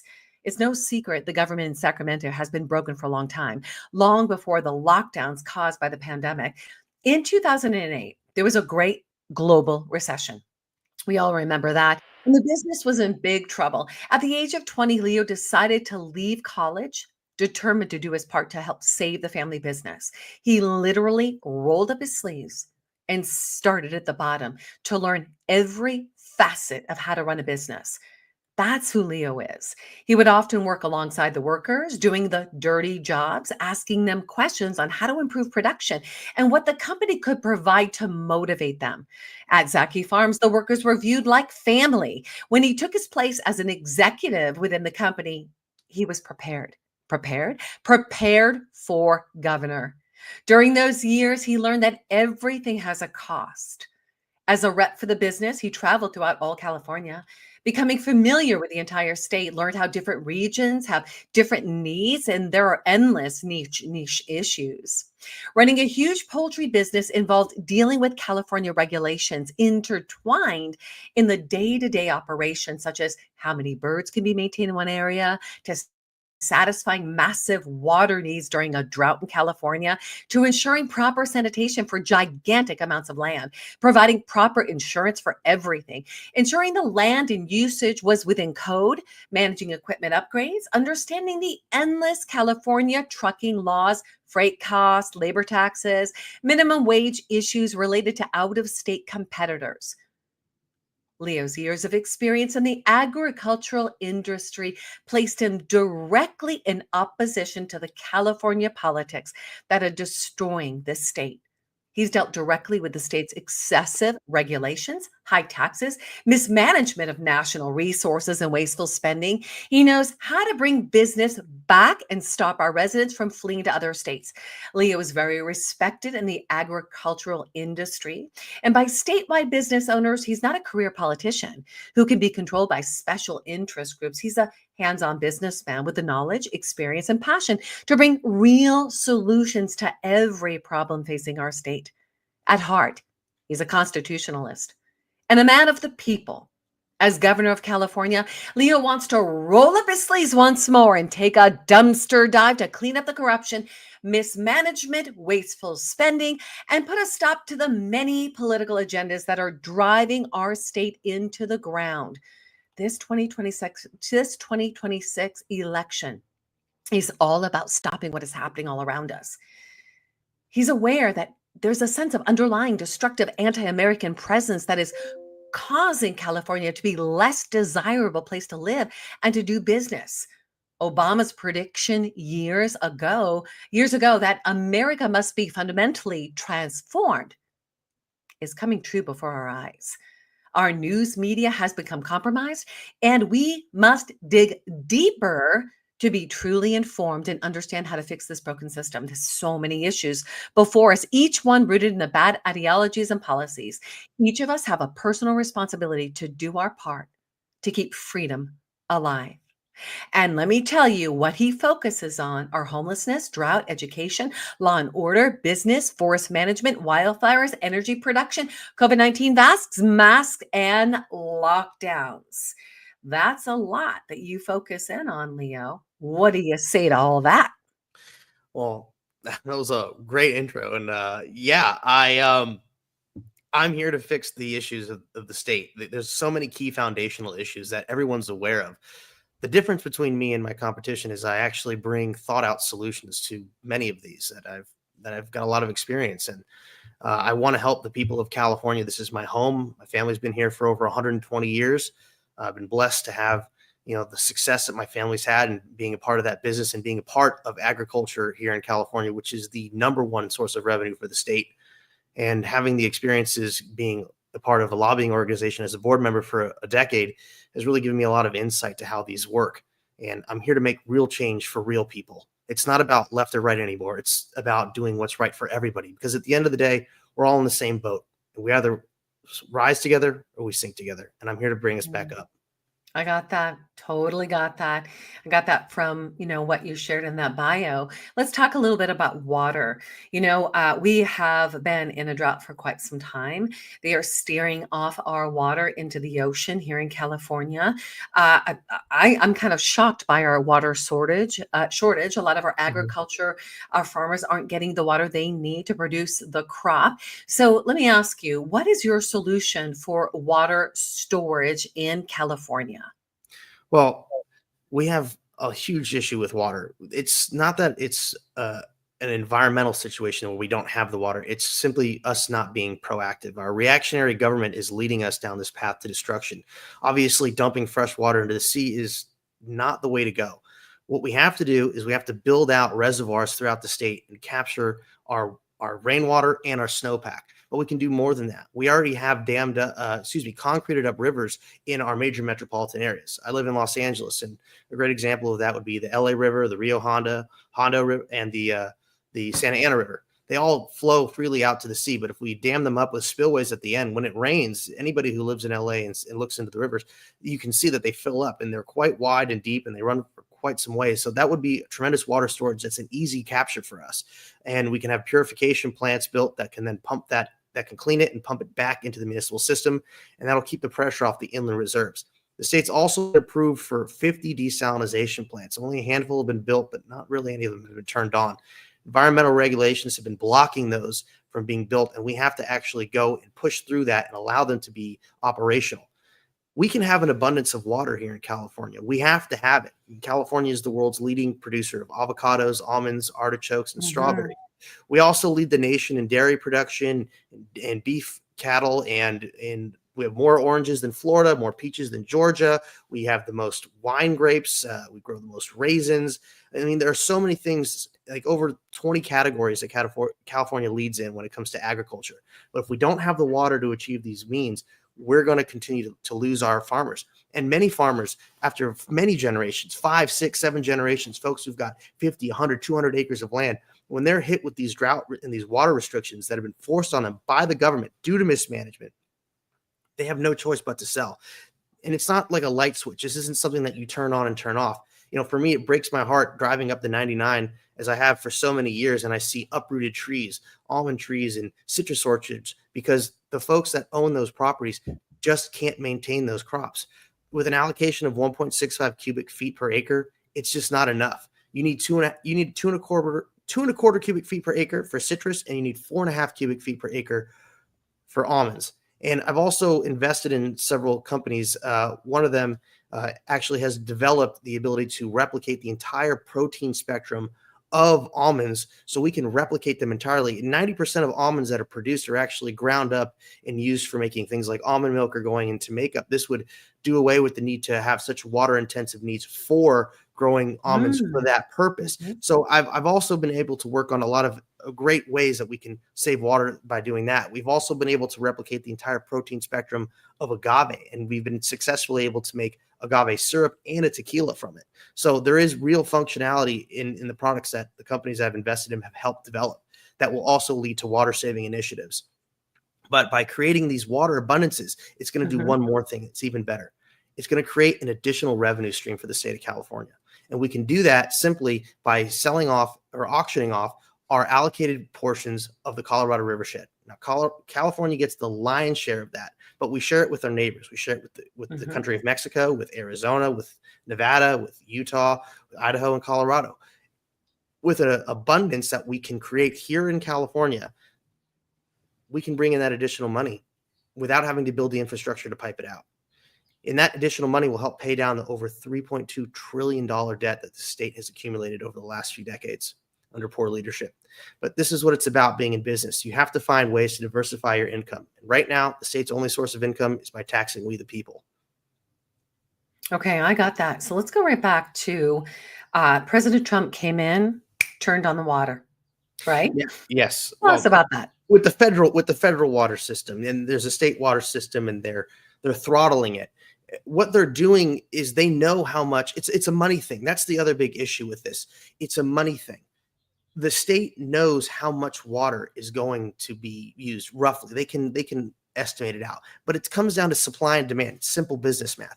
If you have a supply that's way up here and a demand that's down here, you don't really get to charge a premium. But if you can artificially lower the supply to the same levels of the demand or even lower, creating scarcity, now you can charge a premium. It's all about making money, and they're taking advantage of we the people. Wow. Okay. Thank you. Thank you for shedding the light on that.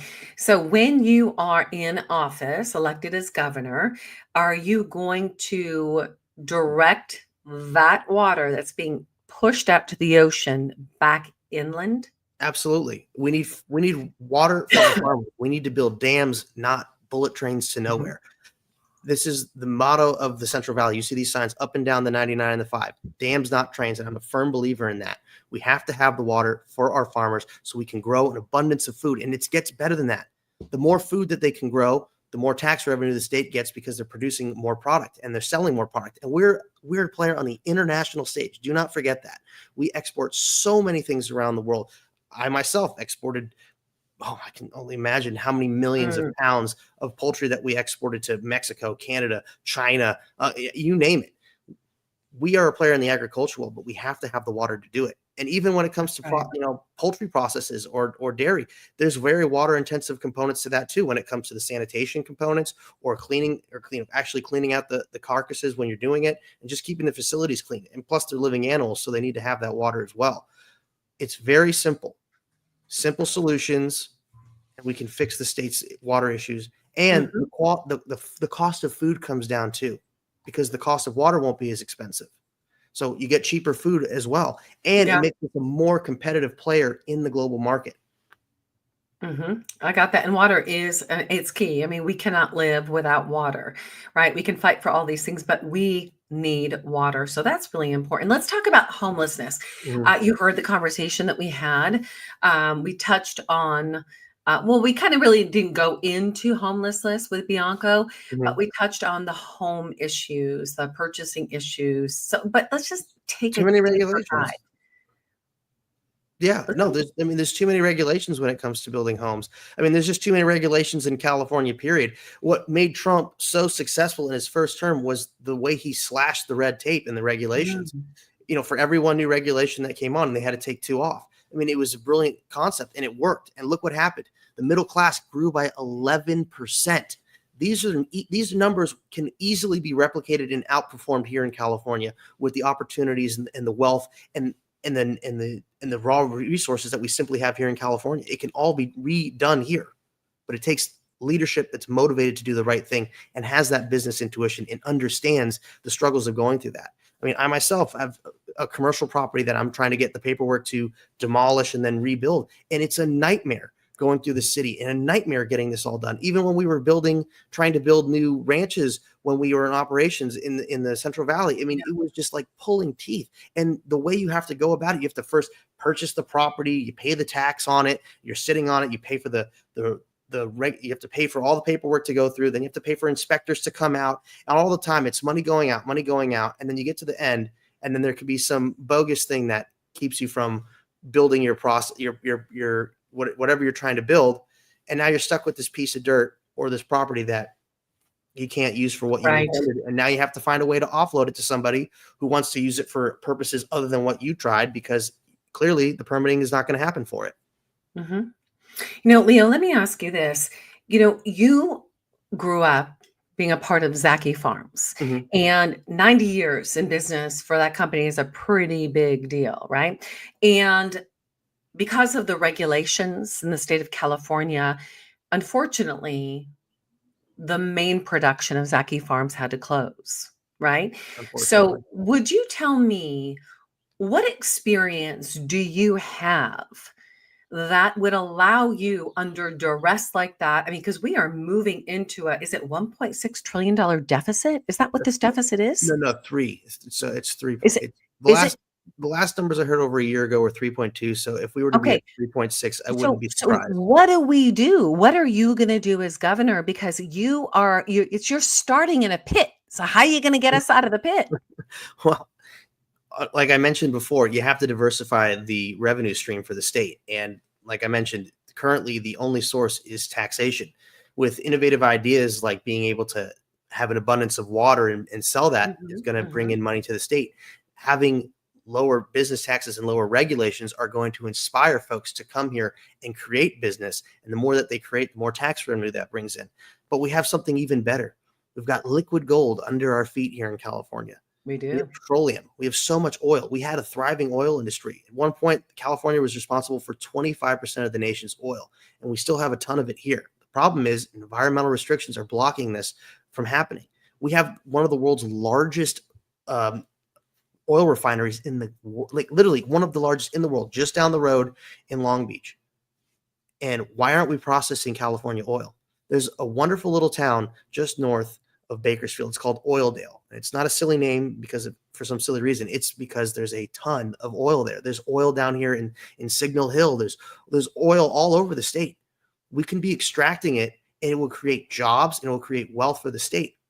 My estimations, we could bring in $80 billion of revenue a year, which is a little over a third of the state's budget currently, annually. Just by doing that, it'll create over 100,000 jobs. And those aren't temporary jobs. Those are forever jobs as long as the oil industry is a thing. This is real opportunity for the state. And all the wonderful luxuries that people want and expect here in California, well, we'll be able to afford those things and pay down our debt if we actually use the resources that are available to us. Even having a logging industry would do us wonders, and it would help the environment.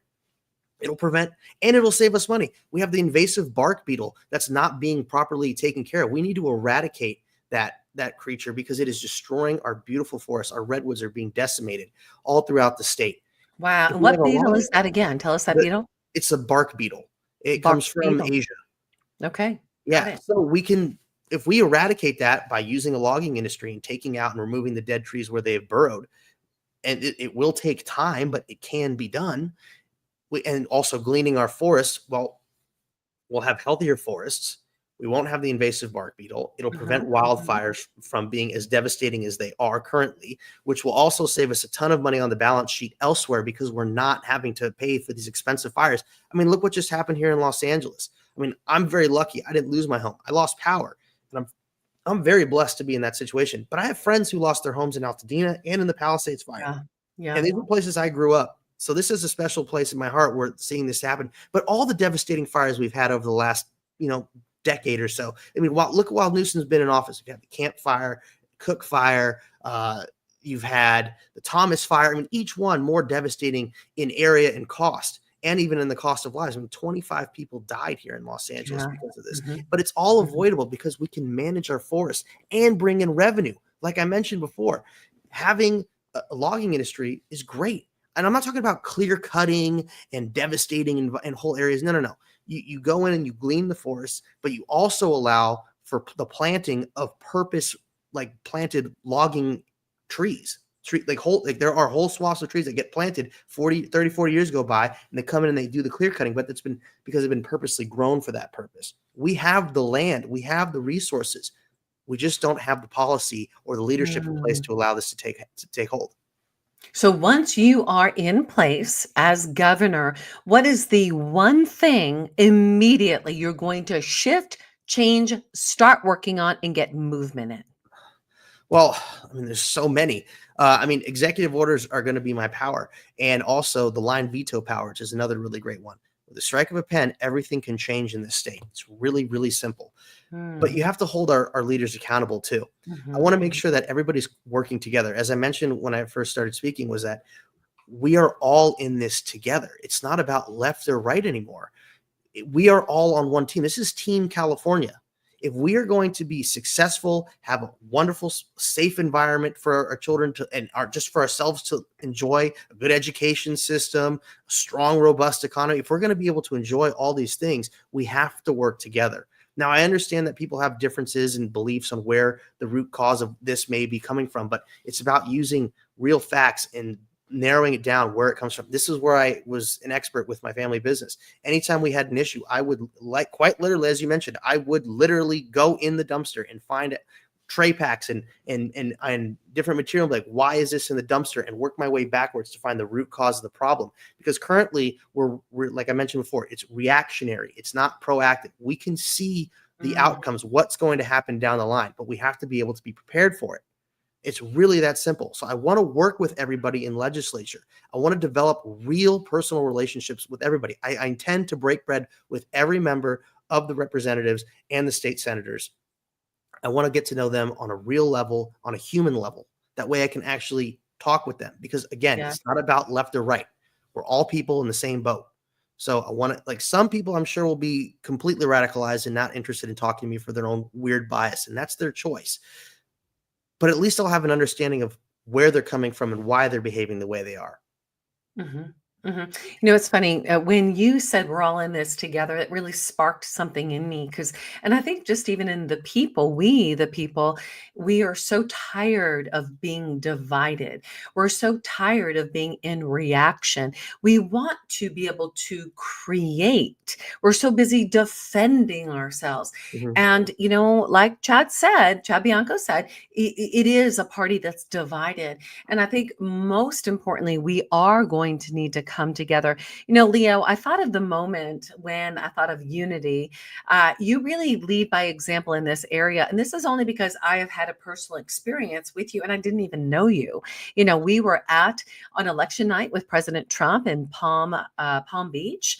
And I think we met Deanne and I met you, and there were Trump's driver. There were a few people we were, connecting with that night. And we all finished at 4:00 in the morning. We all headed outdoors.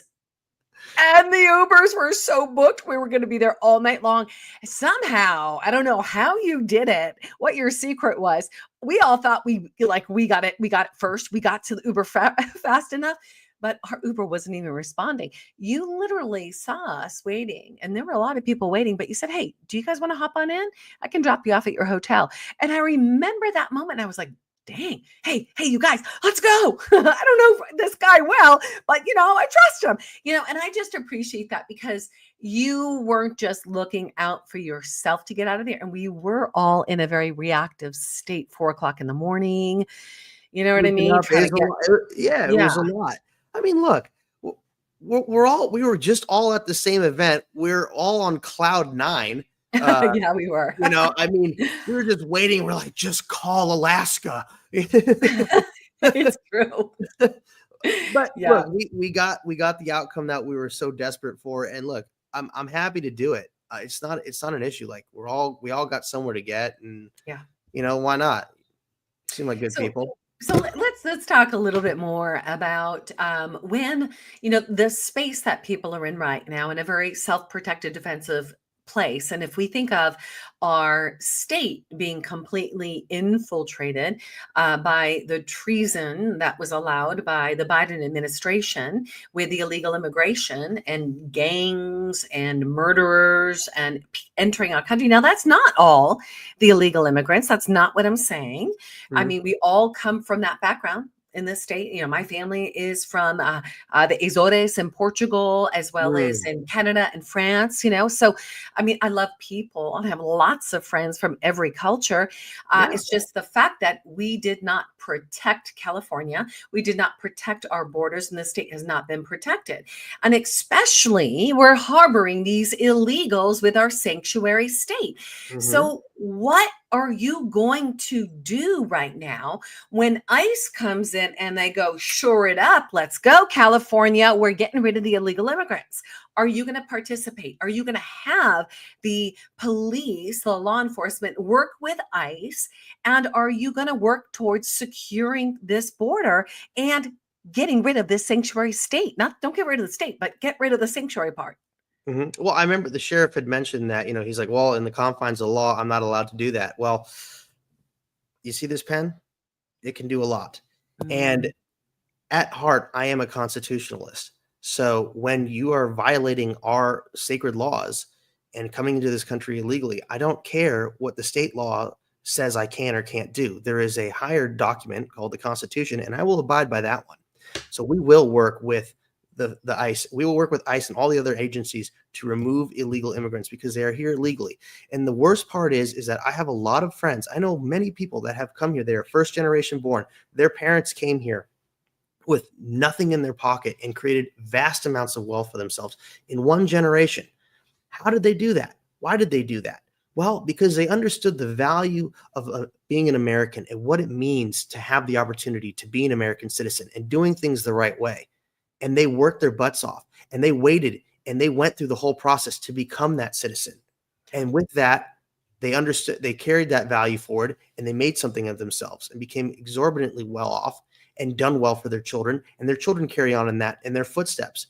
But folks that come here because they're being incentivized by handouts that are simply here to take advantage of the system that we've built in place and essentially take the food out of our mouths and the money out of our pockets is an insult to everybody here. We are being abused. The fact that this state is spending billions of dollars on education and healthcare for those who pay nothing into the system and come here because they know they will get these handouts and these freebies, because it's easier to walk the 1,000 miles across Mexico, through the Darien Gap and come here overseas and however they means they get here and cross the border than it is to go and work in their own country. And who can blame them with opportunities and freebies like that? But the worst part is that when they get incentivized and gifted a social security number from the Biden administration, Biden handed out over 2 million social security numbers in the last year of his presidency alone to illegal immigrants who now have actually gone and cast ballots. And you know who they cast ballots for? Well, the people that are going to offer them the handouts and the freebies. But that's taking away from the people who pay into the system and are the ones that are deserving of that. I encourage people to come to this country, but come here legally through the proper channels. The amount of drugs that come across this open border, the amount of deaths every year. I've lost friends to the drugs that come across this open border. 100,000 Americans die every year because of that open border, because of the policies that we have in place. And I understand that a lot of people feel compassion for the folks that are fleeing the horrible gangs and the tough lives that are over in these other countries. And I understand that, but we can help them there. And now that Donald Trump has declared that the cartels in Mexico are terrorist organizations, I can't wait to see what kind of U.S. intervention takes place down there. And we've gone to the Middle East and stomped around and blown up the entire globe over there. I can't wait to see what we do to take out these terrorist organizations that are killing Americans and that are trafficking children. I mean, the rape that's taking place because of the human trafficking. And it's because the U.S.'s open border policies under Biden. But us encouraging and allowing and enabling illegals to still be here and be harbored and still be part of that cartel, because even when they get brought here, they're not done. They're not free from the from the claws of the cartel. They're sent into this country to operate illegal drug operations. Then those illegal drug operations poison and kill many Americans every year. So no, I don't want to harbor them, and I will work with all of the agencies to remove them quickly and expediently. Okay, I got that. I got that. Let's talk about let's talk about elections. Let's talk about voter ID. There are many, like in Shasta, that have gone to paper vote, have gone to voter ID. I'd love to see this state, not just me, but we, the people in California, would love to see voter ID and everybody hop on that initiative, right? Mhm. We'd also like to see paper ballots that we get away. We release the electronic machines. We go back to real paper ballot. We take a day off. We make it a holiday to Yeah. go and vote. As governor, would you initiate that? Absolutely. I'm going to need help from a really good Secretary of State. So we're going to need help getting one elected as well. I'm going to need a team of people. I mean, quite literally will take a village, but absolutely. I agree with you 1,000%. Same day, in-person voting, voter ID, paper ballots, and it should be a holiday. There's no excuse for you not to show up to the ballot and to the polls and vote. There's no reason. We have to have, and there are ways that we can develop safe and secure elections. In fact, a gentleman who ran for Secretary of State and also U.S. Senate in Nevada, Jim Marchant, I've been working with him, and he's been able to develop a very, very secure paper ballot with over 26 security measures built in, from specific types of paper to clay in there, watermarks, all sorts of things. There are ways that we can have secure elections. And I'm sorry, folks, but nothing beats pen and paper. We can count it a hell of a lot faster than apparently these machines can tabulate it. Yeah, so good. So good. All right. So let's talk a little bit. Now, we've talked elections. There's a lot we've talked about today. One of the things I think you and I may have had a conversation about kind of pre-interview was lithium batteries. There's a major issue in California when it comes to lithium batteries being installed all over California. There's an impact to this beautiful state and an impact to us personally. So why don't you talk a little bit about that and what you're going to do about it?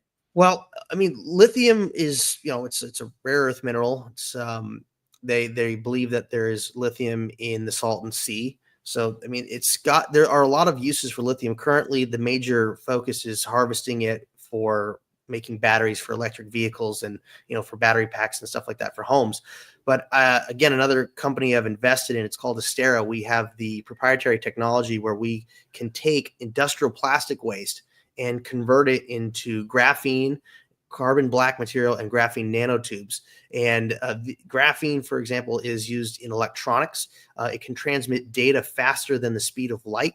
It can be used to make alloys, so we can combine it with steel or concrete to make them even stronger and more and able to support more weight.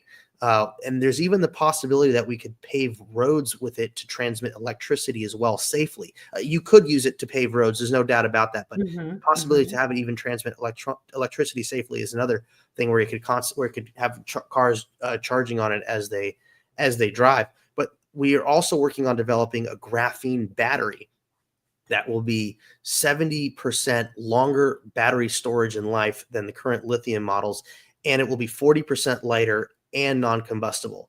So, and the other great part is that this is a California company. So the ingenuity is alive and well here in California, and we're manufacturing these machines here in California. It's very expensive, but we're doing it. And unfortunately it's cost prohibitive to a lot of people, but we are doing it here in California. We love this state, and we are leading the charge in environmentalism. And currently graphene is extracted through just basically strip mining, and 85% of the world's graphene comes from China and North Korea. So we'll also be disrupting our rivals overseas and just totally disrupting the market and creating the highest quality graphene nanotubes and carbon black material here in California, and we'll be cleaning up the environment as well. So, okay, good. Very good. Very good. Now, they're outpouring. I mean, right now there's a impact to the lithium not being handled correctly, though, right? Well, yeah. I mean, disposal of lithium batteries is not really the most environmentally friendly. They don't have a good way of disposing them. Plus, they're flammable, and we've seen without protesters lighting Teslas on fire, them catching on fire, just because they are they are flammable and they are fragile. So it's not the most efficient. I mean, currently it's the best form that we have that's affordable, but there's all sorts of types of batteries. I mean, they had sodium batteries back in the 1800s that some of them are actually still operating and holding a charge today. So technology is ever changing, but there are other ways to do it. So from an environmental perspective and a safety perspective, lithium is not necessarily the best way to go. Okay, so let's talk about bureaucracy. What are you going to do to remove the red tapes and regulations for businesses? What are you going to do? I mean, listen, you have a lot of really great ideas. Great ideas. You have the entrepreneurial spirit of America. That's exactly what you have. And it's good because we need that. But how are you going to deal with the red tape? What are you going to do? Well, I mean, I think Donald Trump set a great example with, any new regulations, you got to take 2 off. I like that for a start, but I want to work with industry leaders and not to let them shape it to where it's hyper beneficial to them and detrimental to their employees and the environment. But there is a way to find a balance. But if you don't work with the people that actually know their salt when it comes to whatever industry it is, you're not going to get the best outcome, because right now government is just dictating to business and industry.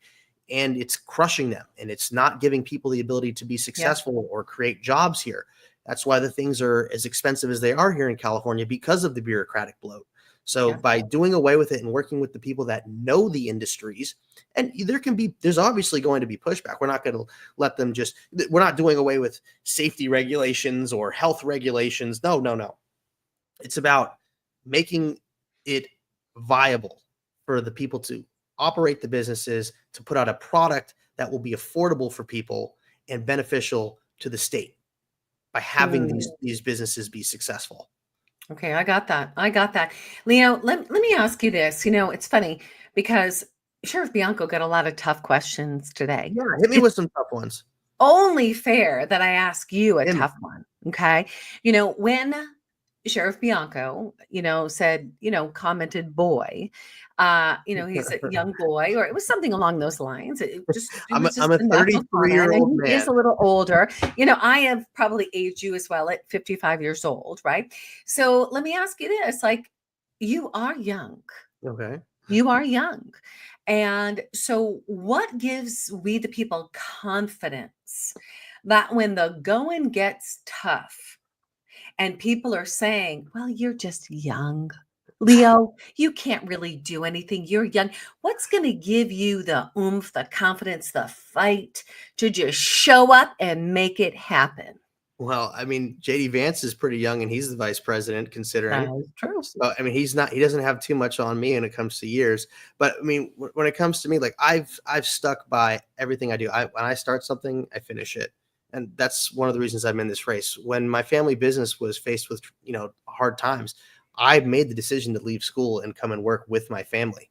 And I did everything I could to help keep that company afloat. We innovated. I came up with a lot of ways that we could help save money, and cost cutting benefits and making things better. But you just couldn't outpace the overbearing weight coming down from California. And the difference between us and any other poultry producer in the state is that we were entirely family owned. Every one of our operations was in California, complete vertical integration. I mean, we literally milled our own grain, hatched our own birds, raised them, processed, packaged, shipped, cooked them, had our own we had our own fleet of trucks, everything. But the regulations just outcompeted us. And when I'm competing with folks that can produce in places like Louisiana and Georgia for half the cost of minimum wage, and remember, minimum labor costs are 40% of any business's fixed overhead, and fixed costs are things that you build into your price point, and you say these are things that are not going to change. Then you have variable costs of goods, like for example, like what the price of feed would be something that would be a variable cost in my industry, that is. But when you start having things increase that aren't supposed to, like minimum wage or taxes or utilities or arbitrary rules that make it very expensive for you to operate your trucks, or the price of gasoline or in diesel, all these things combine that I'm facing here in California exclusively because my business is in California. But I cross the imaginary line and I go to Louisiana, and they're producing at half the minimum wage at twice the speed because of arbitrary rules here in California that limit me, I am not a viable place to do business, and I have no choice but to exit the market. And we did everything we could to keep that business afloat, because every one of our employees we treated like family, because we knew that the product that we were putting out had to be something that we would feed to our family. And that's why we led the charge in antibiotic-free poultry. We went to DC and made the difference between what fresh product is versus frozen. And even bigger than that, we were the largest organic turkey producer in the nation when we shut our doors in 2019. But that's because California priced us out. I'm in this fight because this is my home. I have nothing left to lose but my life and my freedom. Everything I built my life around has been taken away from me. And I'm on this mission to save my home and take it back from the insanity, because if it can happen to me and my family and our business, it can happen to anybody. I mean, look at all the businesses that have left California. After 140 years, Chevron packs up and leaves. 99-cent stores have closed down and gone out of business. In-N-Out Burger has just moved their headquarters to Tennessee. Do you think there's a reason they might have done that? Oracle packed up and left. SpaceX left. Tesla left. This is all because of government overreach, bureaucratic bloat, and the red tape, and it's going to stop. I'm here to fix that. It's really simple. We have the power of the pen. We have to encourage businesses to be here.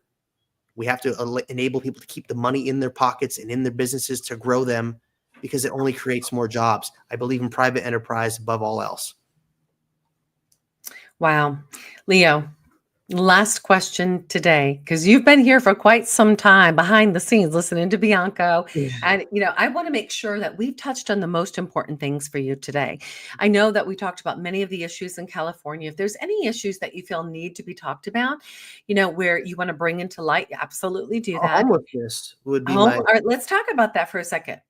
I mean, look, homelessness is a problem that we see everywhere. It's not isolated. Hold on a second, though. When China came in, didn't it get really pretty in Northern California? Rolled out the red carpet and cleaned up the streets. Where are all those people? Yeah, for President or for Xi Jinping. Right. Homelessness is everywhere in the state. In fact, California has 1/3 of the nation's homeless population. 1/3. And this is because of a mental health crisis exacerbated by a drug epidemic made worse by a failed education system here in California. That is the root cause of it. It's not that there isn't enough roofs over people's heads. Okay. And that's currently the current motive on how they're fixing the issue here in California.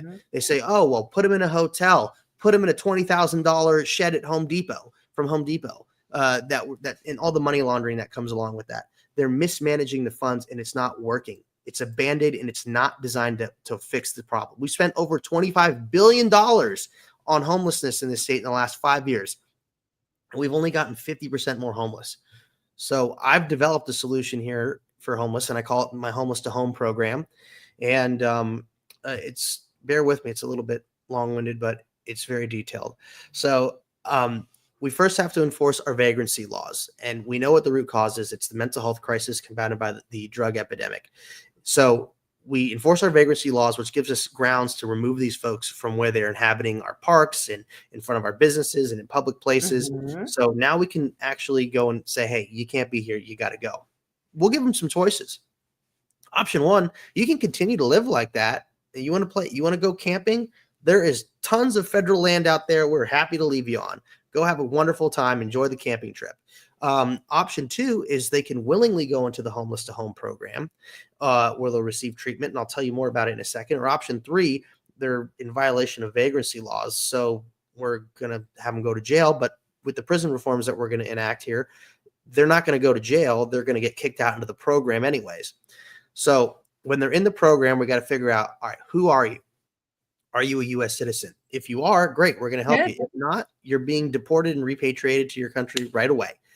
Next, if you've been shipped here by another state, because a lot of states love to send one-way bus tickets, bus rides for folks to come and be homeless here in California. Any services we render them, we're going to take that state to court and sue them over it. Next, we have to figure out, is anybody looking for you? Do you have family that we can reunite you with? If we can, that's great. Get them off our hands, off our books. Fantastic. There's a lot of runaways out there. Next, we have to figure out what's wrong with you. Are you suffering from a mental health crisis? Do you have a drug habit? But we're going to provide treatment. And that is the missing element, is that we're not providing treatment, and we're also not providing these folks abilities to actually get back on their feet. We're going to give them the ability to learn a job skill by doing work where they're going to earn minimum wage, but we deduct the cost of their living and their medical care and their drug rehab, that and their, whatever costs go into that. We're going to deduct that from the money that they earn, but it's not going to put them in debt. And the leftover money is going to go into an account that they can't touch until they complete the program. So when they do, they have money in the bank. They're eligible for government assisted housing. They have a job skill, and anybody hiring them coming out of the program gets a tax incentive for doing so. And part of the work they're going to do will be things like basic construction. If you gave 10,000 people a shovel, they could dig a pretty big hole pretty quickly, right? Well, rinse and repeat, and you pour some concrete. That's another pretty simple task that folks can do. Congratulations, you've built yourself a reservoir. That's part of how we're going to build the reservoirs throughout the state here in California with the immense labor force that we're not tapping into. And they're going to get a vocational skill out of it. That's something that we desperately need. So that means, if I'm hearing correctly, that means you're going to have to do a lot of internal work in the existing systems, because a lot of the existing systems, these support systems, they've got to be highly vetted, number one. Number two, their systems aren't working. People are just going right back to what they're doing, right? So do you have a plan in place to go into those government-run facilities, government-funded, our taxpayer-funded facilities, and make sure that they are revamped, that people it's better than that. We don't even actually work? Yeah, we don't even have to build out new buildings to do this, because I've found a company that can create these small modular homes for $2,000 a unit, and they're willing to sell them to the state, bearing that I become the next governor, where we can pay them off at $75 a month. So it'll take us about 28, 29 months or something like that to pay that off. And that can be deducted from the income that they would earn doing labor. Wow, that's actually pretty creative, very creative. Wow. Right. So after it's paid off, then that $75 a month just becomes a revenue stream returning back to the state to offset the cost of operating. And also the money that you save with the water that will be harvested from that is going to be tremendous. But there's more things that they'll be able to do, like basic sanitation. They can clean up the sides of the roads that are just littered with garbage, and they can clean up the wonderful, tourist attractions that we have here, like the wharf up in San Francisco or the pier in Santa Monica. There's all sorts of things that they can do, or, Hollywood Boulevard. Then you can have folks do agriculture work. Well, because we got a lot of ag land, and we're going to have a bunch of water. Wouldn't it be so good, Leo, if we could take all of the amazing things that you bring, and actually have, what if we had Sheriff Bianco? What if we had Leo Naranjo? All of these people come together and work together. I mean, someone's going to be in charge. Someone's going to be governor. But can you imagine if we brought all the gifts, all the talents to the table, and we actually really took the state back? Wouldn't that be amazing? It would be amazing. I guess got to be the right people. It's got to be the right people. Okay. Your call to action.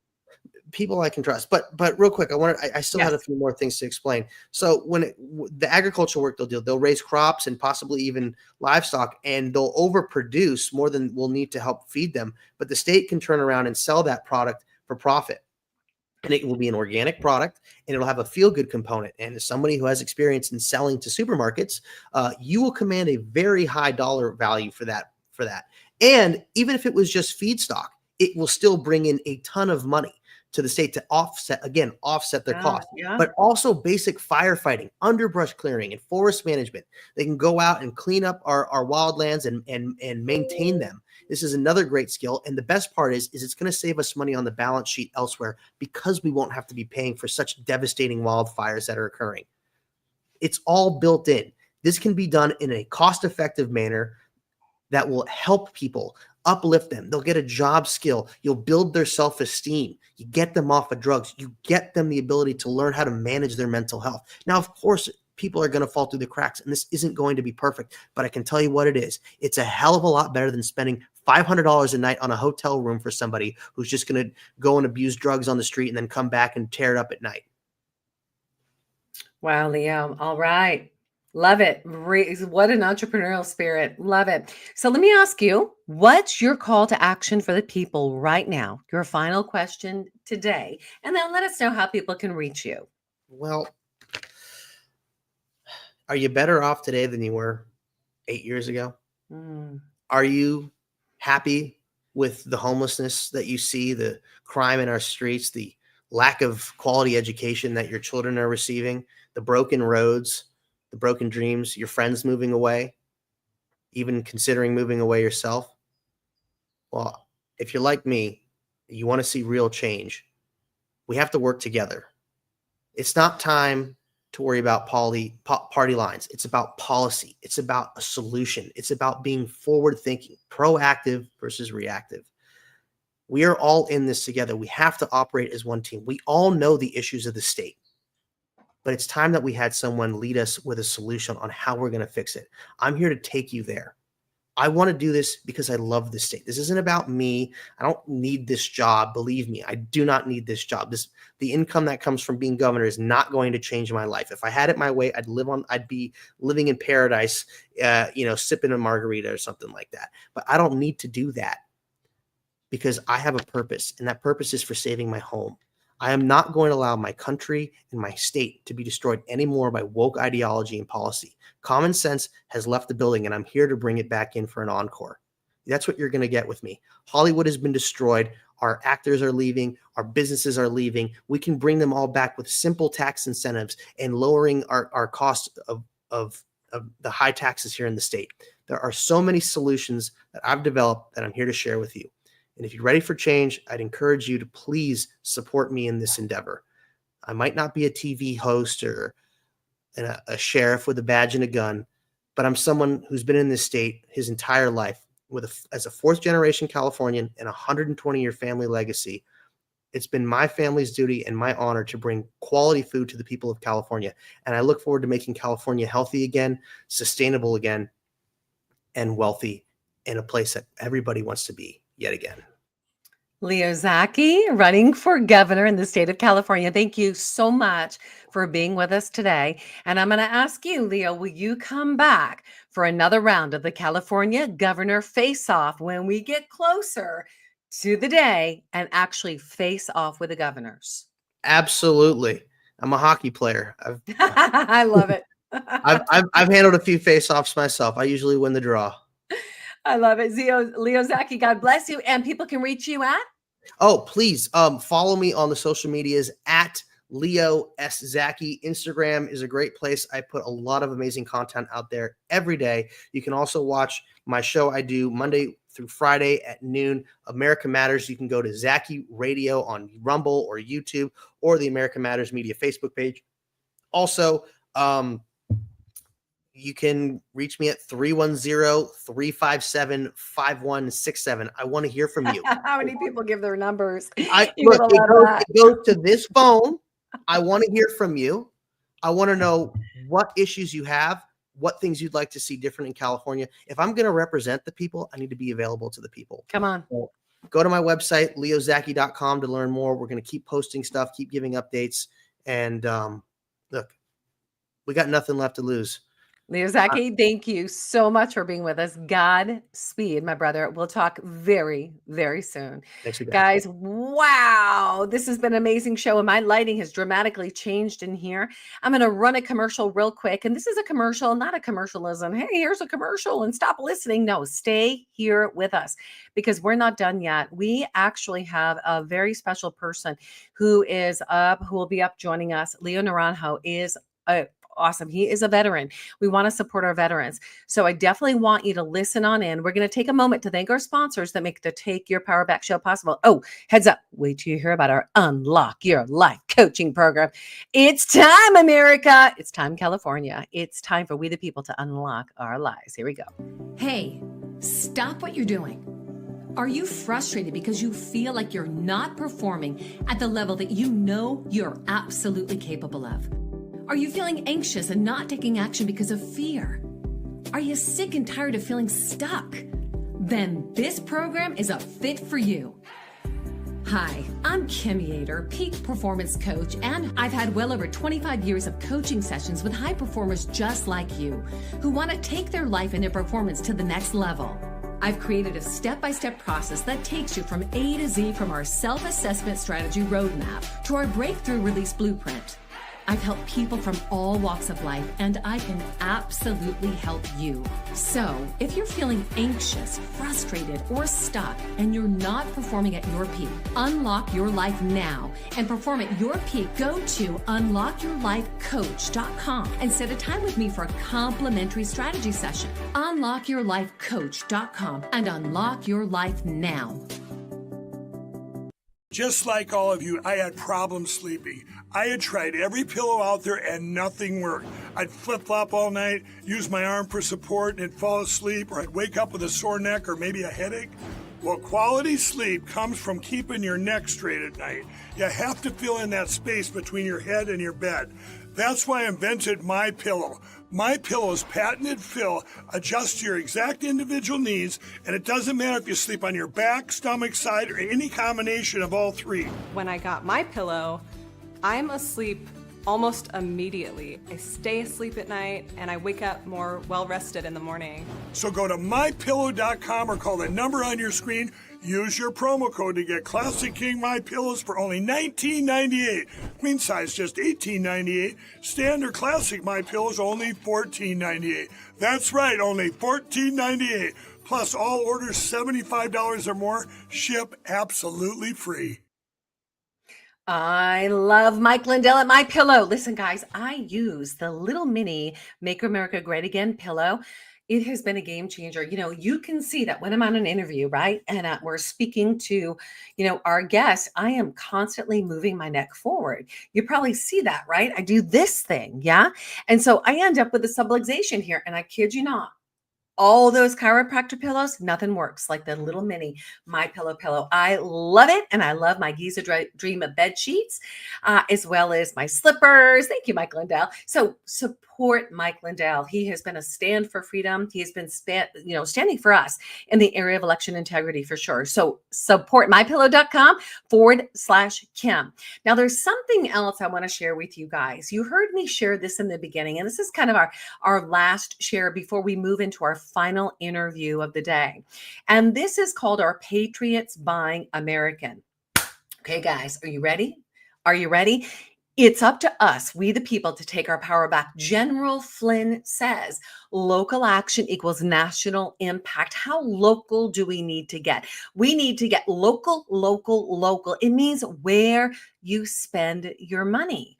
Listen, 20 years ago, I have 4 kids. I still have 4 kids. I had them 20 years ago. Thank you, Jesus. And I'm a grandma. But 20 years ago, it was a game changer because, I didn't know that when I was shopping at Walmart, Target, the big box retailers, Procter & Gamble, Colgate and Palmolive, Johnson & Johnson, Unilever, I did not know that the ingredients in those products, parabens, alcohol, sulfates, triclosan, quaternary disinfectants, those were the things that were causing my daughter's allergies to the point she was on a nebulizer breathing treatment.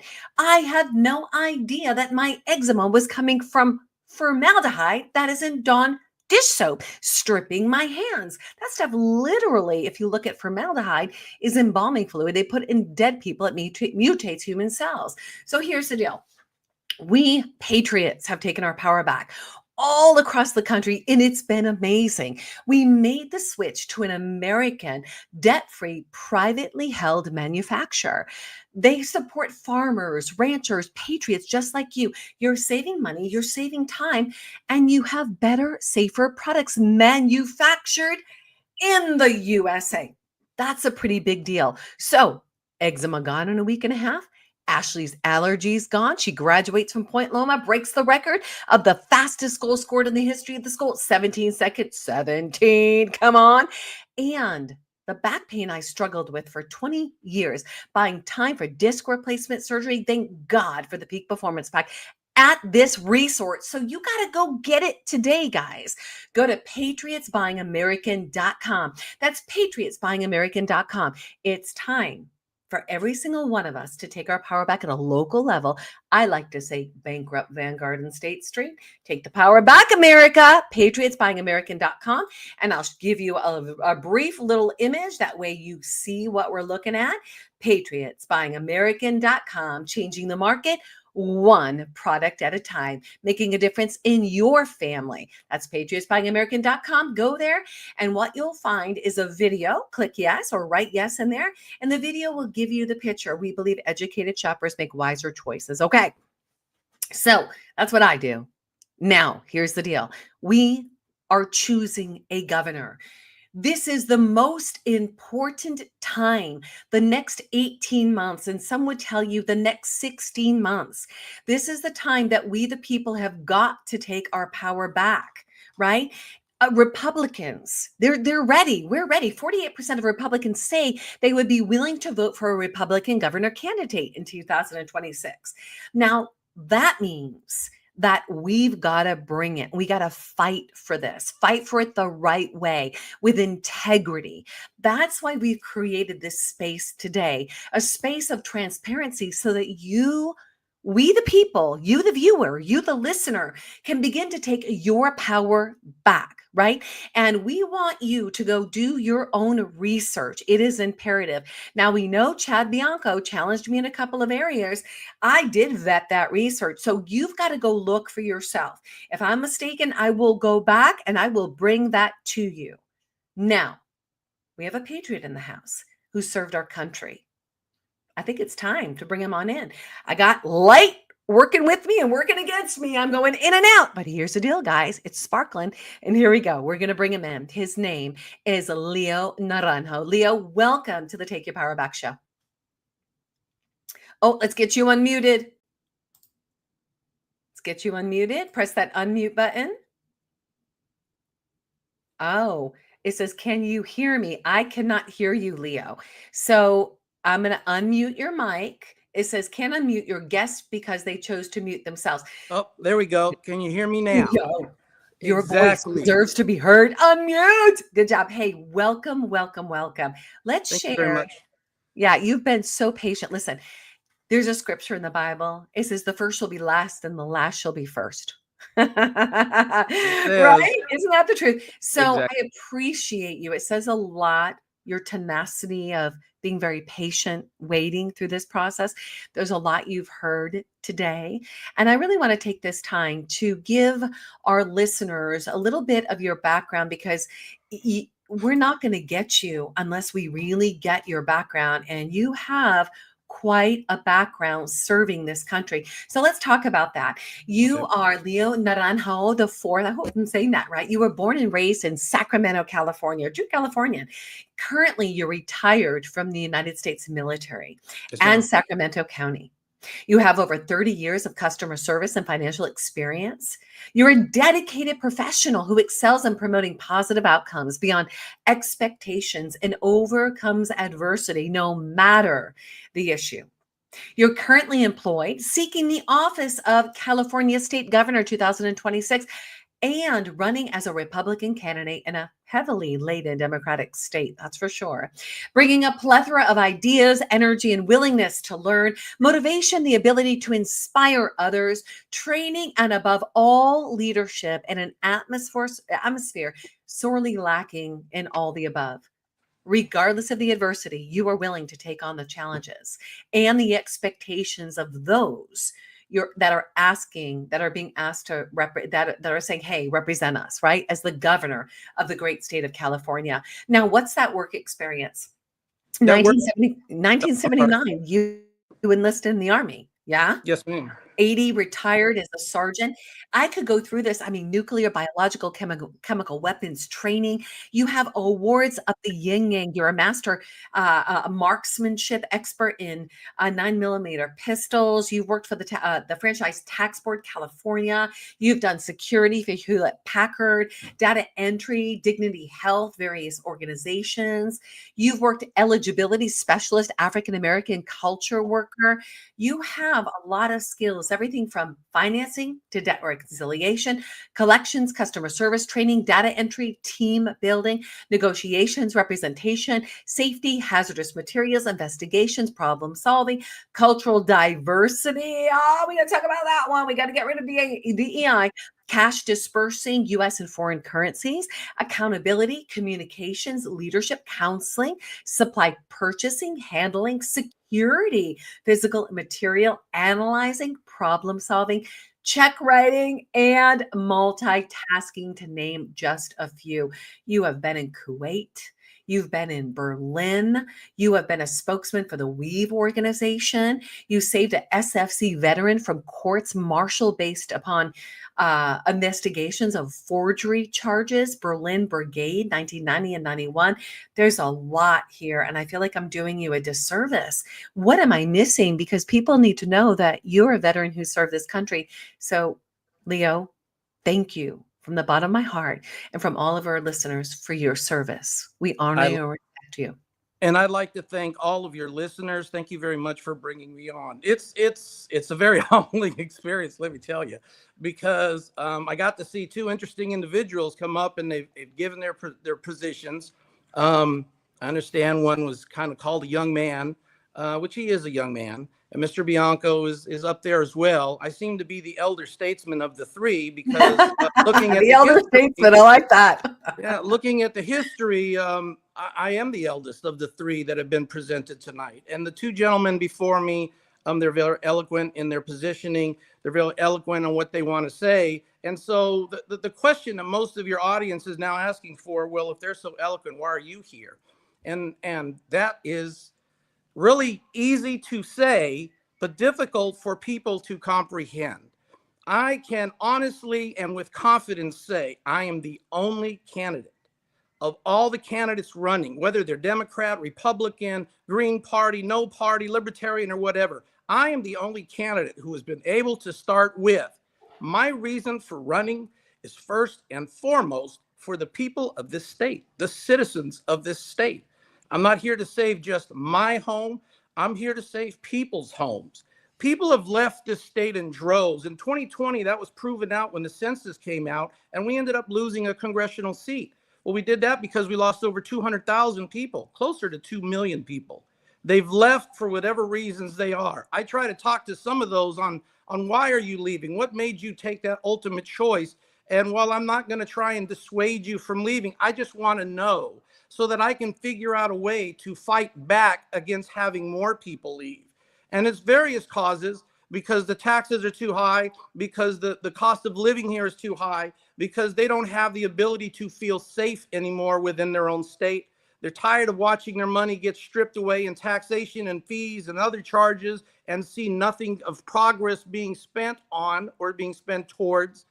We're talking about water. We talk about crime. We talk about homelessness. We've poured billions and billions and billions and billions of dollars into these problems, and we still have the same problem. Right. Very true. true. The news itself has said it only takes $6 billion to resolve homelessness in California. We're nearly at $30 billion, getting ready to fund some more for the next fiscal year, and we still have nearly 200,000 people in the state. Folks have left. We have history lefting. As Mr. Zacky, my counterpart Leo, has stated, Chevron left. 147-year history has departed our state. And I want folks to know, I personally wrote a letter to that executive. And I asked him, I want to take this from a business perspective, because you're a businessman and you understand it. You're an oil businessman. The cheapest amount of money you could spend is not one dime to host me for 30 minutes to convince you not to leave. But I want to make it clear, I'm here to work with you, but I will not be here to work for you. There's a vast difference in that for me. Many businesses are leaving that a lot of folks in this state could care less if they left one way or the other.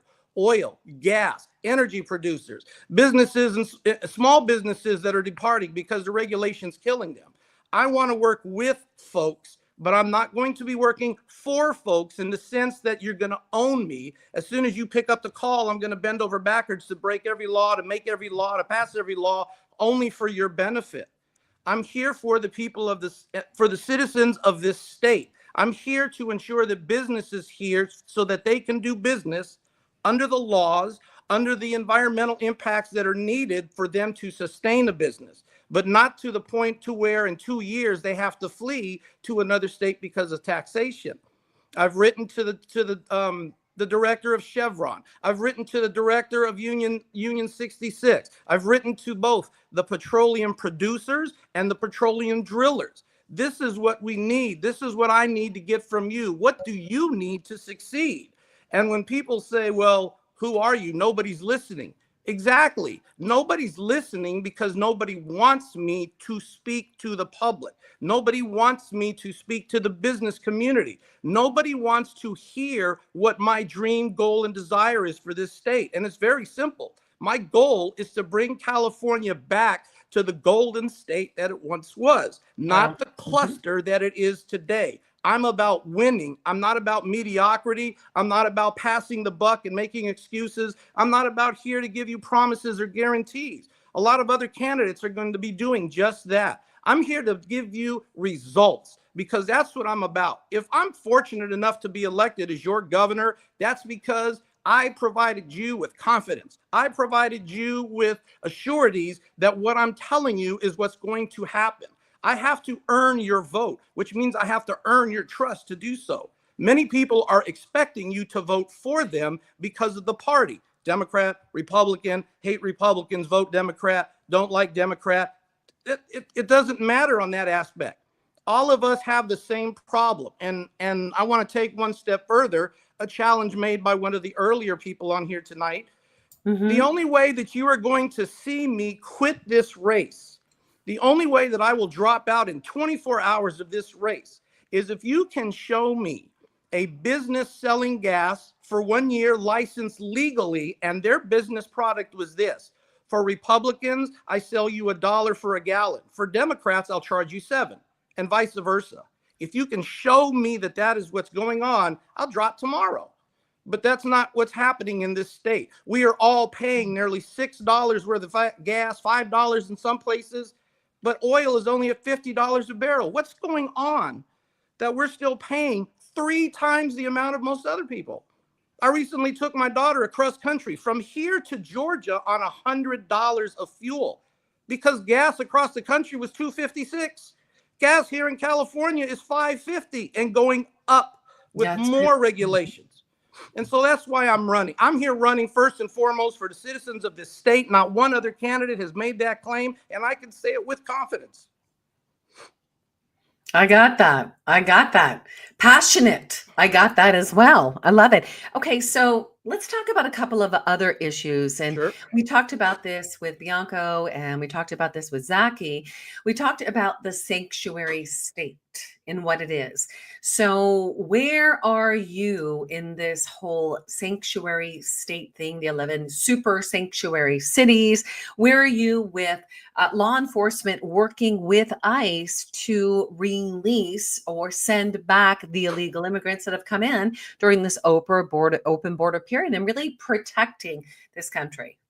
Sanctuary status was enacted way back when, and it basically allows most people to run to California and basically hide from the law, except in extreme conditions and circumstances.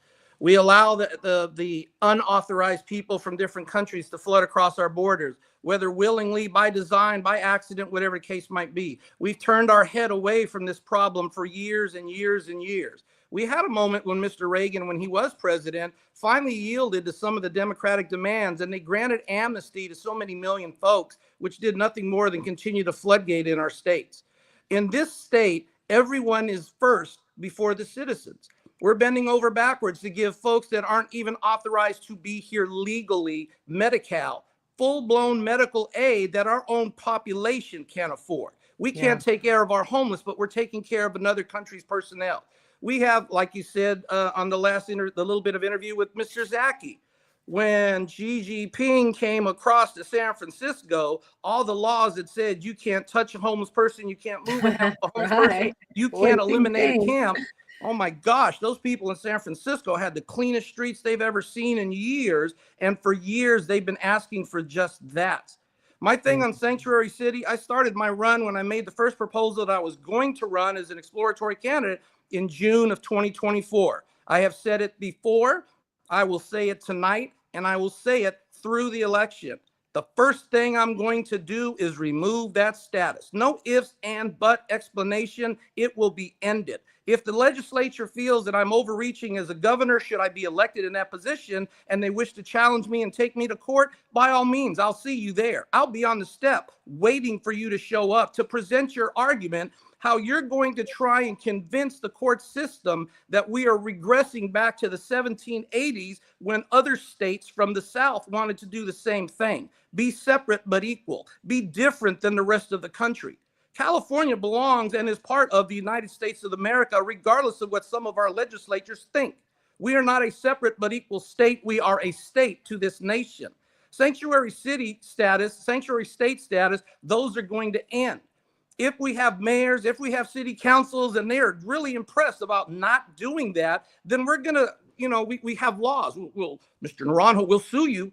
Yeah, but I want you to understand, you have the right to sue, just as I'm going to have the right to sue you right back for aiding and abetting, for participating in the human trafficking, for helping these people try to reach across our country and die in the path because you have indifference toward them. You might sue, I'm going to see you, and I'm going to challenge you, and I'm going to sue you right back, and I'm going to hold you accountable and responsible for those people's demise. That's what I'm going to do. Leo, do you support amnesty for those with no criminal records who have entered into our country and stayed in an unauthorized or illegal way? No, I do or not. What about those declaring asylum? If you have legally come across the border, you have legally done what is necessary to claim asylum, then we will aid you in whatever you need to get with the federal agencies that you need to have that discussion with. They are first and foremost in that conversation.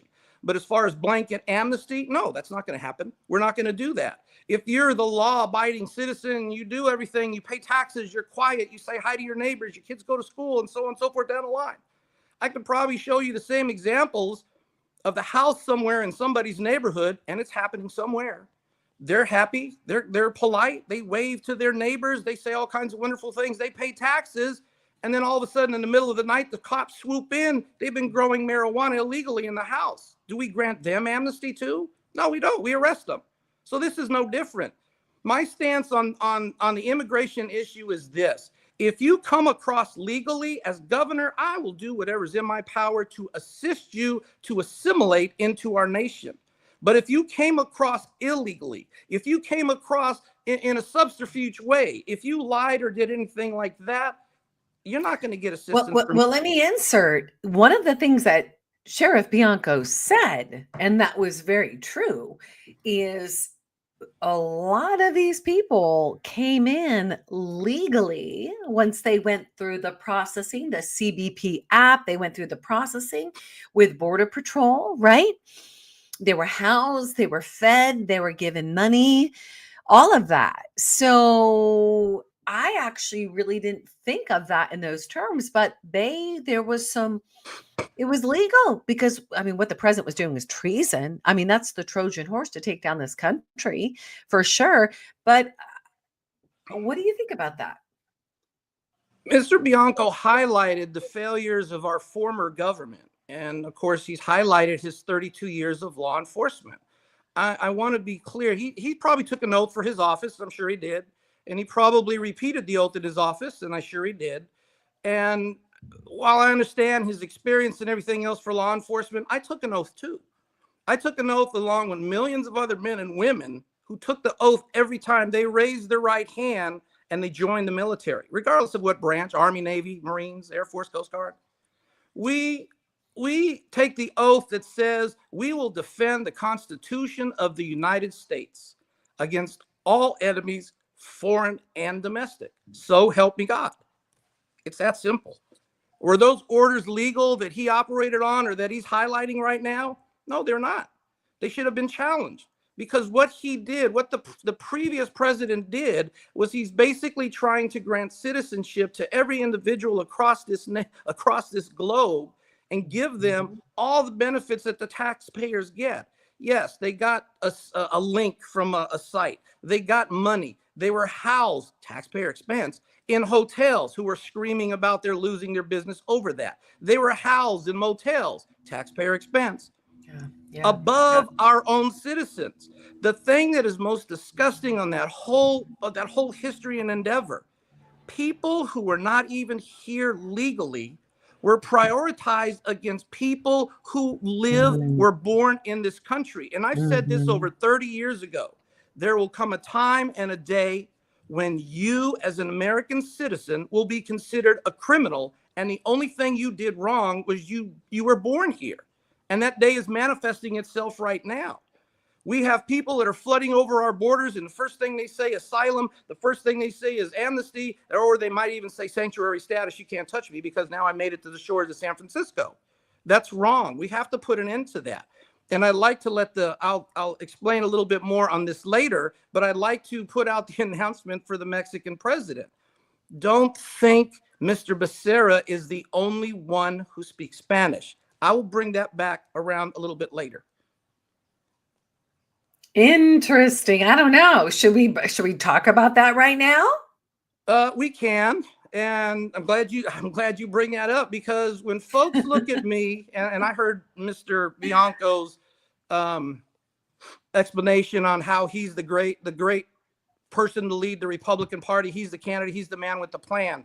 My thing is, when you look at me, I'm not very, I'm not omnipresent. I'm not a Madonnas. I'm not like Jack LaLanne. I'm not a bodybuilder. I'm your average guy who's basically fed up watching my state be destroyed. I'm fed up with people leaving it, and whatever the reasons are that drove them away. I'm fed up with rich people who swear up and down, I'm here for California, it's worth saving, and they're still on the sidelines pondering whether or not it's okay to run, not run, what are the political ramifications, this, that, and the other. Mr. Bianco brought up the fact that Ms. Harris might win, and if we don't get our act together, she could be the one that takes over the state. Well, I've been the only candidate who's actively asked for her to join this race. I want to debate that person. I want to be able to match my record, however long it is, however people want to view it or not, my record of success against her record of failure. That's what I want to go up against. But be that as it may, we have now an interesting individual called Javier Becerra. He has joined into the race on the side of the Democrats. His purpose, whatever it is, besides running for California, is, of course, to squelch the Democrats, who are about 10 deep, to ensure that Ms. Harris doesn't run. And he recently had a television cast with KCRA News where he spoke a little bit Spanish. And for most people here, that's what they call the speak without talking point. We know what you're saying for those who are attuned, because it looks impressive, it sounds impressive, you're all for the Hispanic candidacy and the constituency because you habla. Well, Señor Becerra, también yo habla. Yo también soy un mexicano. Yo también soy un castellano de España. Yo puedo platicar contigo como la gente mexicano, la gente Nicaragua, la gente Venezuela, todo aquí. No he tenido problema si te viene en este estado legally. Now, my Spanish is rusty because my grandmother actually taught me Spanish. That's pretty good. Way back when. So he's not the only impressive individual that can speak Spanish and understand Spanish. So am I. And I just want those folks to know on that side of the aisle, you have somebody on the right side of the aisle who's just as capable as your guy. Very good. Very good. So we touched on, and thank you for sharing that, by the way, great Spanish. You actually did excellent. We touched on lithium batteries today, what's going on there. We talked about the entrepreneurial spirit. We talked about homelessness today. We talked about the water issues today. We talked about people leaving California today, which you talked about earlier. I want to know, what are the two main things that when you're in office, you are going to expedite and get it dealt with? We're gonna I want to be very honest, because I've said that since I started this run. I want to try and be that candidate that everybody talks about, the transparent candidate, the honest candidate. But I want people to understand that's what you've asked for, and now you're going to see that example. Is this what you really want as a transparent candidate? Do you really want somebody that's honest? Because honesty sometimes can be brutal. And I learned that lesson very well and very deeply when I was a worker in the Sacramento County Department of Human Assistance down here in downtown Sacramento. I was there for 11 years. Small correction, I wasn't actually a spokesperson for the Weave organization. During my 1 year of probation, within the first 3 months of being hired by the county, I was approached by the Weave organization to be their spokesperson or be one of their spokespeople. And at that time, that wasn't my calling. I was humbled by that request. I was very impressed by that request, but it wasn't something that I was into at that moment of time. And I politely declined. But that was very impressive to have that happen. And so when we talk about what are we going to do? How are you going to bring people to you? How are you going to have people vote for you and trust you? I want to give a brief story here. There's a young lady that I met when I was down there. Mm-hmm. And as a military person, a lot of folks can understand where I'm coming from with this, the veterans. You glance over things because that's what you were taught for so many years, so that you can spot threats, so that you can find ways out, so that you can find weak and attack points. And on this particular young lady, she came in and I noticed that there was something in her hip pocket that to me looked like a weapon that should not have been there. And I asked her, do you have one? No. Did you read the signs about bringing them in? Yes. Wow. But I think you actually do. So we do the procedures. We call down the sheriffs let her know what's going on. And of course, they apprehended about a 4 or 5 inch switchblade that she claimed was for use for her self-defense. The long and short story on that is that woman was really mad at me and she was really PO'd, I guess you could say. But sometime later, she came back and I recognized there is a woman that was, pretty much gave a lot of explanatives about who I am. And she thanked me. Why would you do that, ma'am? I mean, I had your weapon confiscated from you. She said, no, Mr. Naranjo, you probably saved my life. Well, how did I do that? I took away your defensive mechanism. She said, I went somewhere where you had advised me against going, which was in a dark, unlit field in the middle of nowhere, and I was sexually assaulted. And the first thing that person did that assaulted me is they patted me down in exactly the area where I had kept my blade. If you had not have done what you did, there's no telling in whether I'd even be standing here talking to you. I earned that woman's respect by hearing what she said, giving her an option, and making that choice. So the very first things when I say we're going to be an open and honest candidate here, I'm going to let you know, day one, this is exactly what's going to happen for my administration.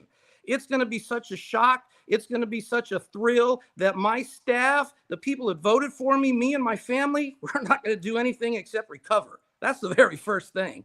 But on day two, we're going to hit the ground running. Sanctuary state status is over with. We're going to start peeling apart these laws, these SBs, these ABs, these things that hamstring our government, that hamstring our local law enforcement, and we're going to put them to rest. SB 47, we're going to gut and have them restart that all over again. We're going to fund SB 36 because that's what's needed. We're going to get rid of proposition. We're going to not get rid of.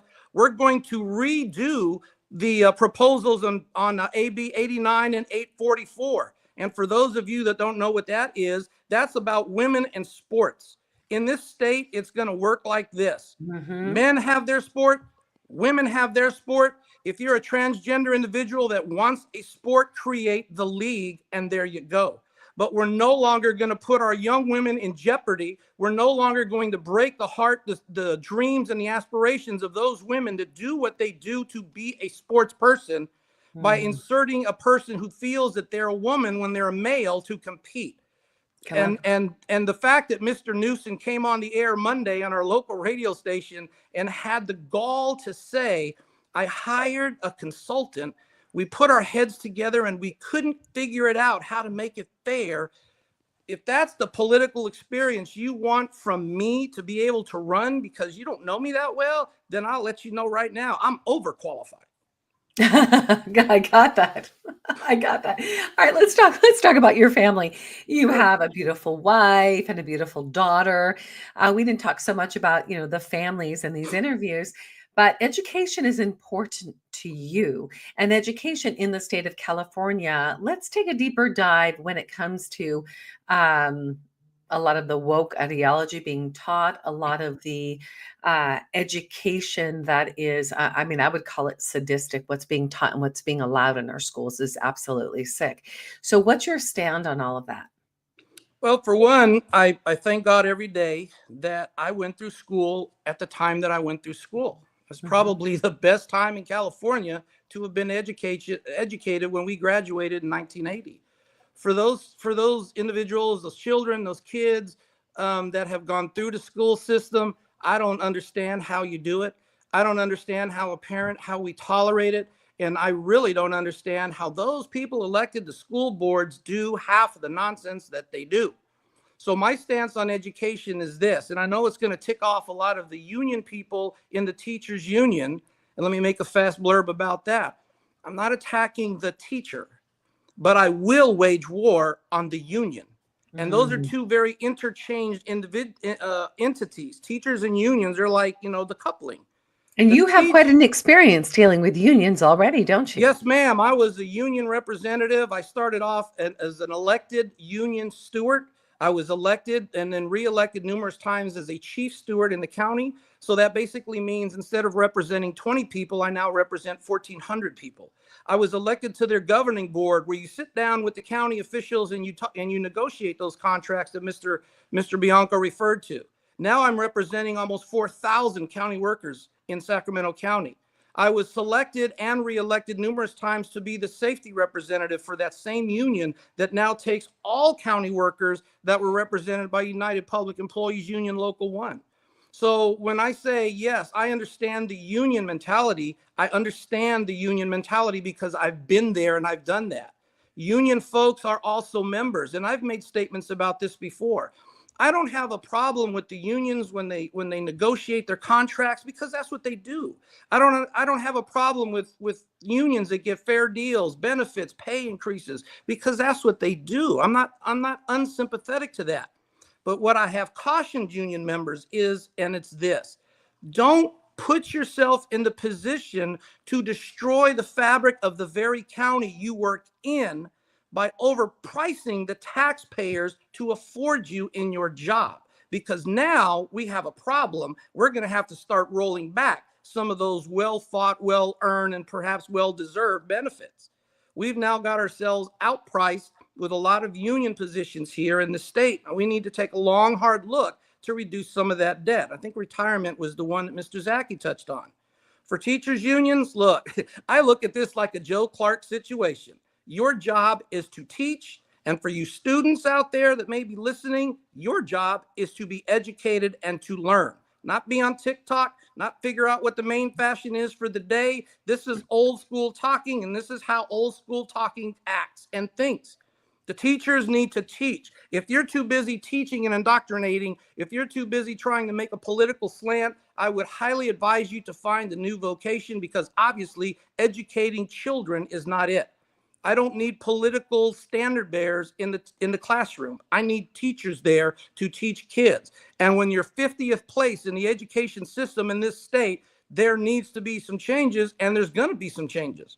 And what are you going to do to make those changes? Well, Mr. Thurman asked that very same question of Mr. Bianco on a newscast from Fox 40 down south. Well, Mr. Bianco, what was the first thing that you would do to make changes?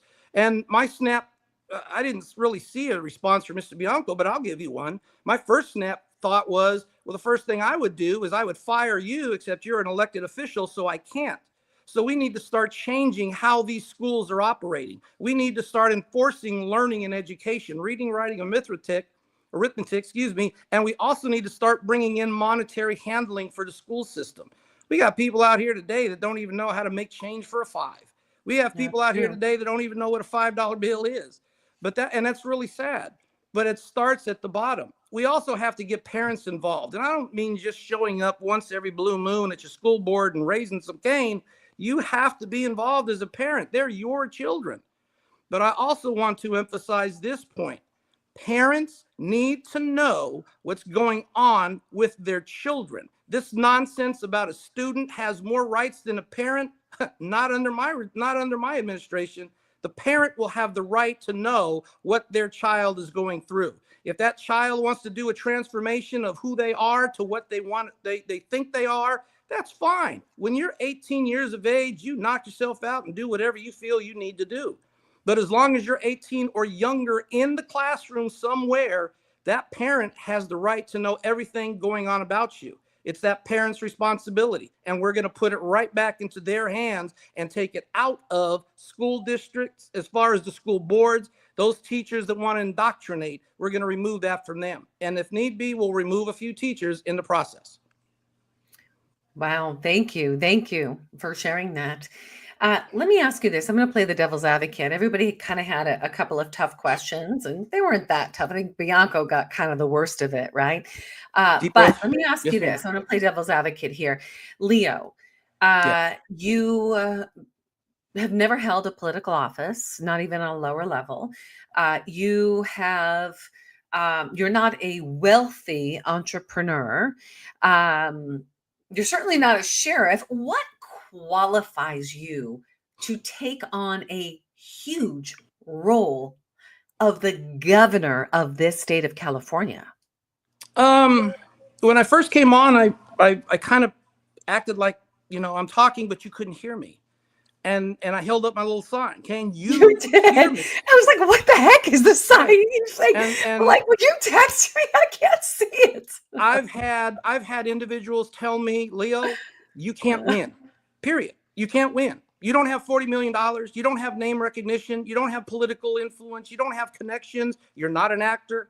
You're not a famous person. You can't win. And I always find that I'm perplexed when I'm hit with that, because I'm not perplexed because I don't know how to respond. I'm perplexed by people who profess to be in my religion, which is Christianity, how the first words out of your mouth are what I can't do. Where did that come from? Who's your backer? My backer is Jesus. That's one of the biggest backers I have. Am I politically connected with experience? Well, we have a plethora of people who are political. They're in office. I don't know about experience. AOC is a young lady. The recent one in Alabama, in Louisiana, just got popped for a $7,000 kickback bribe. The mayor down there in Oakland just got removed from her post. We had Mr. Trump before he became president. He wasn't politically experienced. Mr. Bianco's not politically experienced. You have handled political situations from your position. Yes, I yield that to you, just as I have. I've done it through the military. I've done it through the union. I've done it through the state. I've done it through the county. And I especially did it with the Army. There are those things where people say, well, to take the first talker's explanation about the situation, you have no idea what's going up against you. No, I fully am well aware of what's going up against me. And I had worse when I was in the military, standing there as an E4, getting chewed up and down by our first sergeant in formation. And military people will understand this also. When the man did everything he did to tell us how wrong we are, and when the man told us he is mom, dad, father, brother, sister, cousin, and everything else, and he ended with, I am your God. At that point, I broke ranks and I said, you're not mine.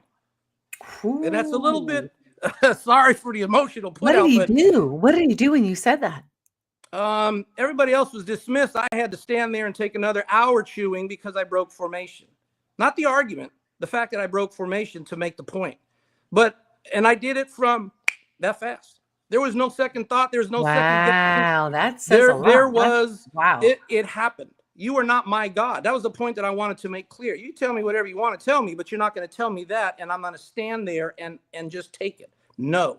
And there's far worse than what Mr. Bianco described. But let's take that one a little bit further. He described every pitfall available. He described going up against the Democrats. Yep, they're there. Haven't even started with them yet. He described going up against the media. Yep, they're there too. They don't give Republicans the time of day, much less me. And I've reached out to a bunch of them. I'm not politically wealthy. Nope, Mr. Zacky has me beat there. I don't have the political experience. Yeah, we've had a few of those individuals too, and they've lost their campaigns. Well, you don't have the money. I want to refer back to Miss Carly Fiorina that self-funded $140 million to run for this state. And what happened to her? She lost. Mr. Dolly, with all his political experience and his expertise and his money, he lost. What happened to Arnold Schwarzenegger? Well, that was Gray Davis, and I personally think Donald Duck could have beat him, but he won. Mhm. He's the only one that's been winning for the last 30 years. The playbook that's constantly used is you have to have money, you have to have millions, you have to know somebody, and you had to have previous office. When I was in the military, we had what was called the field exercise, where the good guys faced off against the bad guys, and I volunteered to be the bad guys. And we were handed a book, playbook, if you will. Here is what you will do. On this day, you will attack at noon. On this day, you will attack at 3 p.m. You sleep, start again the next day. And the person in charge of our group said, well, Leo, you're running the tactical, the combat portion. Here's your playbook. What are you going to do? And I looked at it, thumbed through it, threw it off on another bed. And I said, right now, me and my group are going to take a nap. And we're going to kick off when I say so, which is at 11, not 12. And we're going to do it our way. And by the end of the day, the long and short of that, we had the unit that we attacked burn up 1/3 of their weekend's worth of ammunition in 5 different attacks spread over 5 hours. I didn't run by that book because that book was a guaranteed loser and a loss for us. My job was to win and to make the other side fight hard to beat me. And they didn't beat me. The playbook here for the Republican Party, and that's my biggest opponent right now, is them. They want to go the playbook. Got to have money, got to have connected, got to have wealth, got to look good, got to do this, got to do that. Mhm. And where has that gotten us in 30 years? Nowhere. Republicans are outnumbered in this state 2-1. That's known. Everybody says that. In order to get a chance to win, you have to convince some of the people on the other side, and they're in the same boat as us. They can't walk up and down the street at night and feel safe. They can't go to a park without running into some form of, well, in San Francisco, perhaps human defecation in their park. They can't let their children play on the playgrounds for fear of having them snatched by somebody or assaulted or shot because of gangs. They can't do all that. And the other thing I wanted to point out for the playbook that's there, what has that gotten us in 30 years? Insanity is continually doing the same thing over and over again, expecting a different result, but you're getting the same ones. Losing, lost, mediocrity. Hey, it's all there. I'm about winning and making changes and making a difference. That is what I'm about.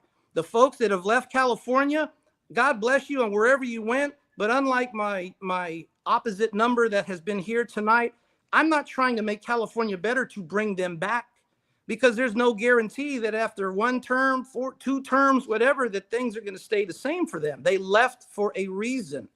The people that are here in this state can't leave.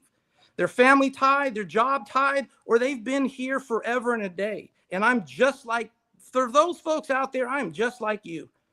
I was born and raised here. My family is here. I don't really want to pack up and go somewhere else that might be worse than my state 3 or 4 years from now. Everyone keeps promising they're going to fight for you. And what have they done? Nothing. We're a minority party in this state. We're the party of irrelevance. And across this nation, California, we're a joke in the GOP. I want to change that. And we're going to start changing that, because my thing is about winning. Lead, follower, get out of the way. I plan on leading the state to be prosperous. I plan on leading the state to be a winning state. I plan on making changes.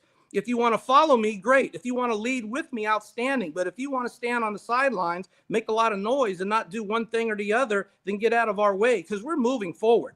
I'm here to fight for those that can't. I'm here to fight for those that feel that they have no hope. I'm here to fight for those who have given up and they just clocked out of the party process. And I want to leave this with you, Ms. Kim, to understand where I'm coming from. Yeah. If you go back to the past election in 2022, Mr. Dolly ran a campaign, got a lot of red counties to vote for him. And if you ask the political pundits, oh my God, that was the best showing a Republican has had in this state, 41% of the vote. Well, my background is in finance. Don't give me a number and think that that's the end of the day. Where did that number come from? 41% of the vote. Oh, Mr. Newsom won by 54. I'm not taking away from him. Those 2 individuals got their percentages of the people who cast a ballot. But when you break down the number of eligible voters in the state, these are the figures that we looked at. Mr. Dolly got 16% of the vote. Mr. Newsom got 24% of the vote. Between the 2 of those gentlemen, they barely got 40 some odd % of the eligible people in California who can vote to vote. Nearly 51% of our population didn't cast a ballot one way or the other. That's what ticks me off.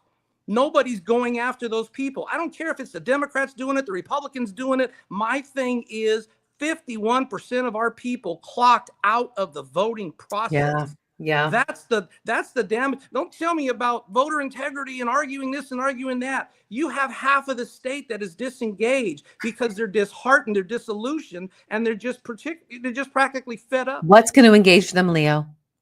People like me, people who are actually standing up to make a difference. If you want, I take this from my experience in the county. I never told people what they're going to do. I asked people, I need to know your situation. I need to know the background history for me to make a concise and give you the options that you need to do to succeed. Because at the end of the day, the choice is simple. You're either going to live on the street or you're going to live in a home. Based on what you've told me, based on the information and the tools that I have, here's what you have as an option: homelessness or housing. You as the individual make the choice. Whatever you tell me to do, I'll work with you to get you there. And in this situation, it's no different. I'm not using the words as best as I can as far as promise and guarantee. Politicians have done that for over 30 years, and look where they're at. I'm not here just to blow smoke in people's, you know how that story goes, and tell you I'm fighting for you, when in fact I'm not doing anything except enriching my back pocket and my bank account. If I'm telling you I'm fighting for you, hey, I'm fighting for you. And to prove that point, we all remember COVID. We all remember the mandates and the sickness that went around with that. Yes, Gavin Newsom showed the ugly side of fascism in the Democratic way. Mm-hmm. But COVID had lockdowns. COVID had situations. And within the COVID environment, my former coworkers, I've been retired from the county for almost 3 years by the time that really rolled off. My former coworkers reached out to me and asked me what I could do for them, because the military was in their parking lot screening workers, not the people coming in and out, the workforce. The mandate at that time was if you had 5 people that were infected, that business was shut, period. There was no ifs, ands, or buts about it. But the workers told me they were getting 20, 30, 40 infected people a week with no resolution. And so those people reached out to me for resolution. I'm gone. I've been retired for 3 years when that happened. Hey, I don't have that pull. I don't have that umph. I'm not even with you guys anymore, but I will see what I can do. And I wrote to the 5 local news agencies around here, and I asked them, why is the National Guard back in the streets of Sacramento and not anybody making any cane about that happening? When did we go back into martial law? And by the way, here are the photos. Wow. They had a news report. They had people on site. They had cameras. They had all kinds of things. They had the county walking back what was going on and making explanations. How did that come about? I'm not an influential, powerful people. I asked the question. I asked the question based on people who trusted me to get something done. That is trust, because they knew when I said I'm fighting for them, that's exactly what they got. And I think that's exactly what I gave them. That's how we make the change. I'm going to give you the best options of where we are. But if you want promises, ladies and gentlemen, if you want guarantees, if you want the goodies, there are 9 different Democrats who are vying for the loser legacy of Gavin Newsom to do everything he's done in their way. They're running because they want to check a box of what gender they are, what ethnicity they are. Everybody wants to help California. We're going to fix California. Where are you in the equation? I've heard a candidate say the first thing he's going to do is he's going to remove state tax. Wow, that's a perk. I'd vote for that, man. Yeah, but go beyond what he said and look at where it's going to come from. If you remove state tax, what are you going to replace the lost income from? Because what was not said was, are we going to reduce spending? Every candidate tonight has said, this is how we're going to reduce taxes. But not one has said, this is what we're going to do to reduce spending. That train to nowhere is costing us billions. That's done with. Those people won't be out of work. They'll be mandated right back to fix our crumbling transportation and our bridges. We're going to put them to work, just not on that nonsense. We're going to take the money that Mr. Newsom has squandered on that bridge, and I am going to direct the necessary group that handles that to pay off our EDD debt of $20 billion so that the business community can roll back that tax increase they're now having to pay to replace that money. Mhm. I'm going to direct the EDD officials that have allowed that travesty of $35 billion to go all over the world with no accountability. You're talking to a guy that dealt with finances Mm. and not just government checks. Mr. Bianco's done those. Yeah, I have too. They got serial numbers. They look pretty and they're impressive. But I don't know if Mr. Bianco has ever had or held the non-serial numbered government check that I have. And I'm not talking one or two. I'm talking about the 300 or 400 in a roll that are just as good as every other check, but they have no tracking device. I've handled those. And EDD, you lost this state $35 billion. If I'm elected to governor, you better have a plan on how you're going to get 75% of that money back. And if you don't, we're firing that administrator, which I might do anyway for incompetence. And we're going to put the people in there to do just that. Get the Californian people their money back. And lastly, on this topic for that, this so-called water problem that we have, the big bond we just gave away for all of that. Where is that money going? Well, it's going somewhere. The problem is it's not going on building the facility it was propped up to pay for. Here's my stance on that. Find a place, build a facility, or figure out how you're going to return that tax money to the people that you took it from. If you want individuals to drop 15% of their water usage to save water, I expect that agency to drop 15% of their overhead to cut costs, because you're not going to use the excuse of those people cutting back water to give them a rate change tomorrow to make up for your lost revenue. You have a different sheriff, pardon the pun, in line for the financing. I'm not an expert in everything, but I'm going to have the people that are the experts in those topics I need to have the conversation with. Business, what do you need to get rid of in order to make you profitable? Water, what do we need in order to get it to the farmers that they need? That's what I'm about. Success, not excuses. Success. And those people who follow me, I expect you to do no less than me. Be successful or be gone. That's simple. Leo Naranjo, you retired U.S. military. Yes, ma'am. Thank you so much for being with us today. I'll tell you, the first shall be last and the last shall be first. You finished it with really a mic drop. You just doged us. I have to say, that was great. That was great. And Leo, last but not least, how can people reach you? I know right now you're working on a website for the campaign, but what's the best way for people to reach you right now? You can probably reach me right now on email. It's my name, leonaranjo4@yahoo.com. And my apologies to everybody for not having all the bells and whistles that most candidates have. But when I started this endeavor, this was back in June of 2024. Yes. Alani Kolanakis, hope I said her name right, the lieutenant governor current, she's the first one out of the gate in 2023, 2 years ago. I asked my Republican counterparts, hey, what are we doing? Well, we're worried about Trump. Why? That's a federal issue. What about the state? Well, we're worried about the election. Okay, well, that's over with. Hey, we got like 8 Democrats now on the stack. They're getting time. They're getting debates. They're getting media hype. They're getting everything under the sun. What's going on with our side?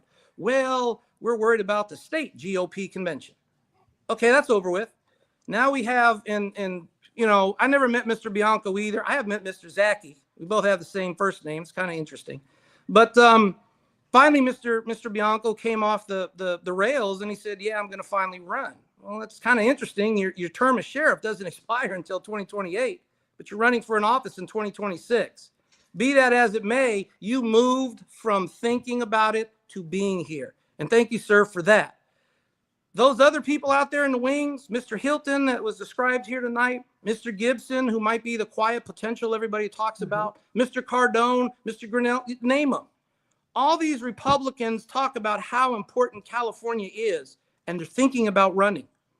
Everything that Mr. Bianco stated about the problems that you face, and you should know the detriments, and that should make you not want to do it. And yet I am still here. No matter what it is, I am still here to prove that point and to make that issue. The old tale about the tortoise and the hare, well, I don't have long bunny ears and the bunny tail, so that pretty much lets you know where I'm at in this position.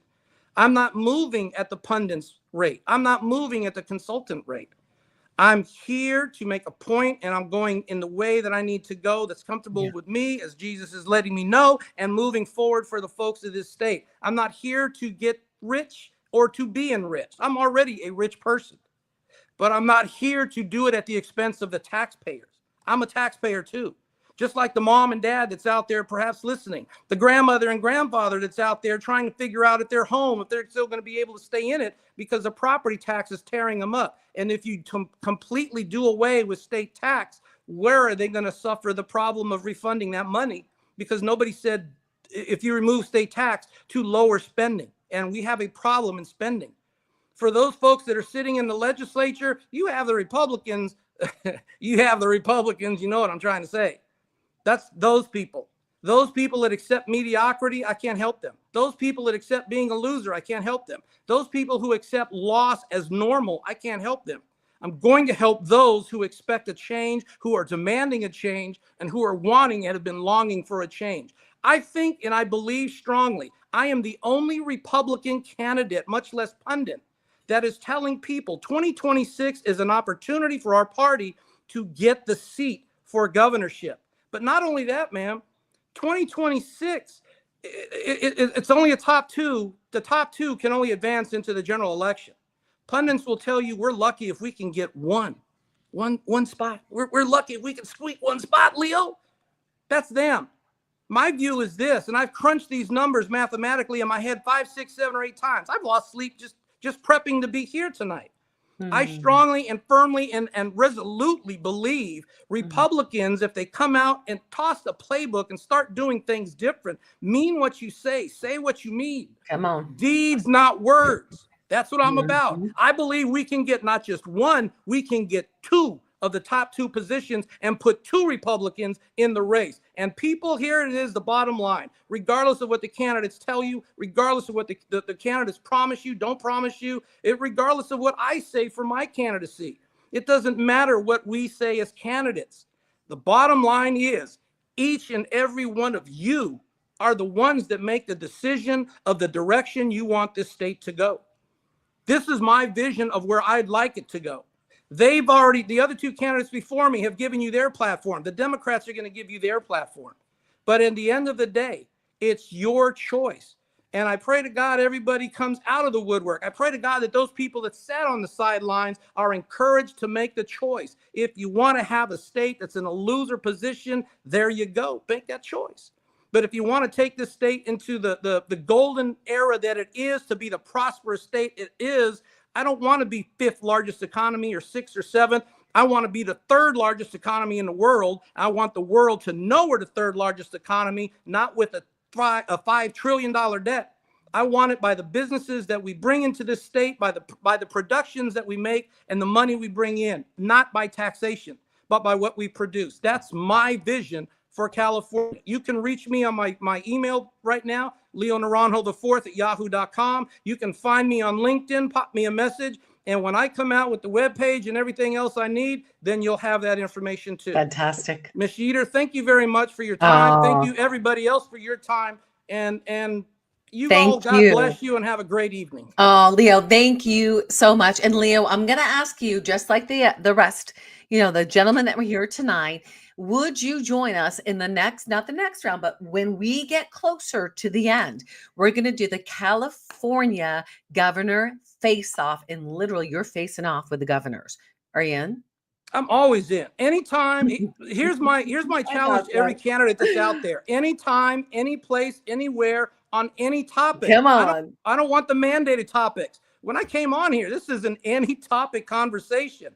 And my bottom line is, Ms. Yeater will tell you, sink or swim. I hope I've proven to you that I can swim and I didn't sink.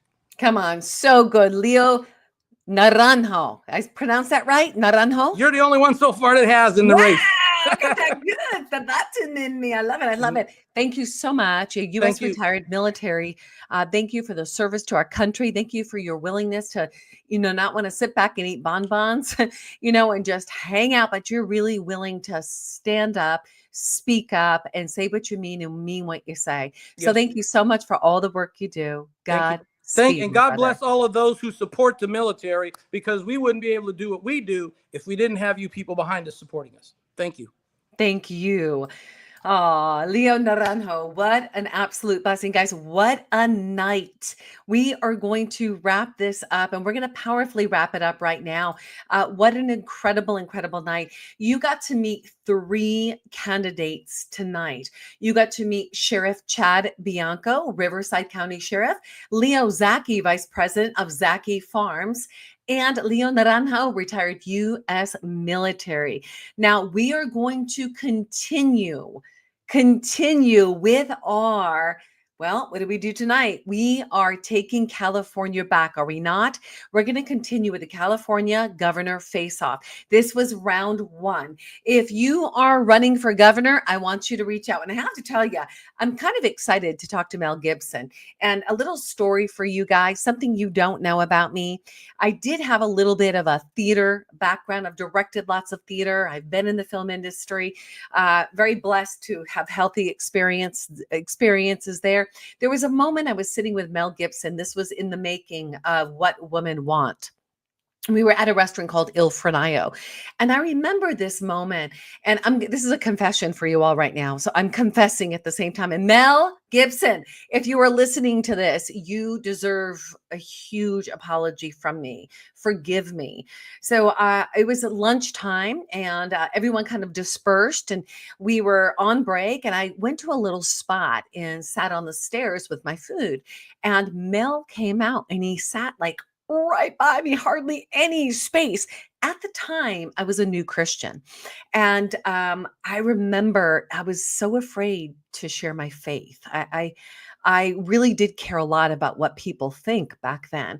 And I remember the moment. I remember, Mel looked over at me and he said, "Hi, how's your lunch?" And I said, "Good, how's yours? Great work today." Kind of like that. Like, oh my gosh, I'm talking about Gibson, right? And in this moment, the Holy Spirit said to me, "You need to share your faith with Mel." And I was like, "God, what are you talking about? God, that guy is like, he's like smoking every take. Like every take, he's like, this guy's not interested in you, Father." This is the conversation and the judgment that I had, right? As I'm praying, as I'm sitting here and having this conversation with God. And he's like, "Share your faith with him. You're a new Christian, share with him." Guys, I was so afraid. I did not share with Mel Gibson that day. And let me tell you what, fast forward, Mel is making The Passion. Do you know during that time in the filming, he was already brainstorming and creating, God was working on his heart as he was writing The Passion. Do you know God gave me a huge spanking? Do you know why? Because I didn't speak up. I was too afraid of what people think. I was afraid of judgment. Thank you, Mel Gibson, for teaching me that lesson. Thank you, God, for teaching me that lesson. So, Mel, I want to have you on the show. Okay, let's get you in the next round of the California Governor Face-Off. For those of you that know Mel, send this his way. And for all of you who have stayed with us tonight, you've sat beside us, you've listened in, and this wasn't an easy conversation. There were things we didn't necessarily touch on. We probably could have said a lot more, and I probably could have asked a lot more, but I think you got what you got tonight. And this was what was meant to be heard. So to wrap it up, after 2 terms of Governor Newsom, we, the people of California, are ready for change. We're not afraid anymore. We're not afraid to speak up. We're not afraid to stand up. We're not afraid to hold our officials accountable. It's now time to support a Republican candidate because this is the first time in a long time the Republican Party has an opportunity with Trump in office. It's time for we, the people, to take our power back. We all want a great California governor that will reverse the horrible wrongs of Gavin Newsom and the former administration. We want to elect a candidate that is experienced and competent as a leader. That's going to be a key prospect. Remember, this is not about what people say they're going to do. Let's take a real look at their track record. What are they doing right now? What have they been doing? We brought some things into the light. Now it's time for you to do your research. We will take our power back on a local level, just like General Flynn says, but we've got to step up and do the research, dig on in, get involved in your community. Now is the time. We need a candidate that will serve we the people, that will back we the people, and that will make California gold again. That will make California a place that shares our values, that will bring life back to California. And I believe personally, we need a candidate that also puts God back in his rightful place. That's my call to action. Guys, thank you for being with us tonight. An honor. We're going to be back again. Thank you to our freedom-loving patriots. Thank you to Chad Bianco. Thank you to Leo Zacky. Thank you to Leo Naranjo. And thank you to all of you who joined us tonight. May God bless you. And may we together make powerful choices over the next 16, 18 months to shift California and to take this great state back. May God bless you. Follow us at the Takeyourpowerbackshow.com.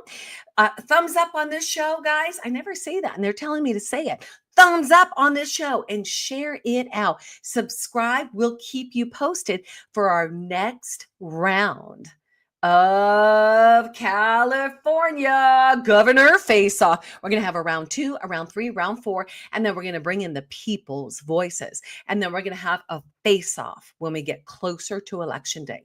So with that being said, remember, stand firm, let nothing move you. Always give yourself fully to the work of the Lord, because your work of the Lord is not in vain.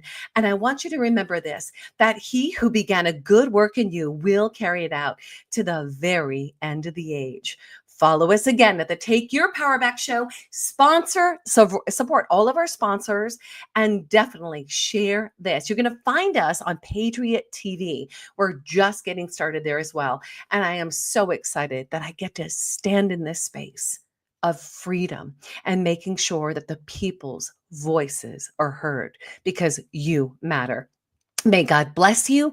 May God bless you abundantly. And I'll see you on the other side.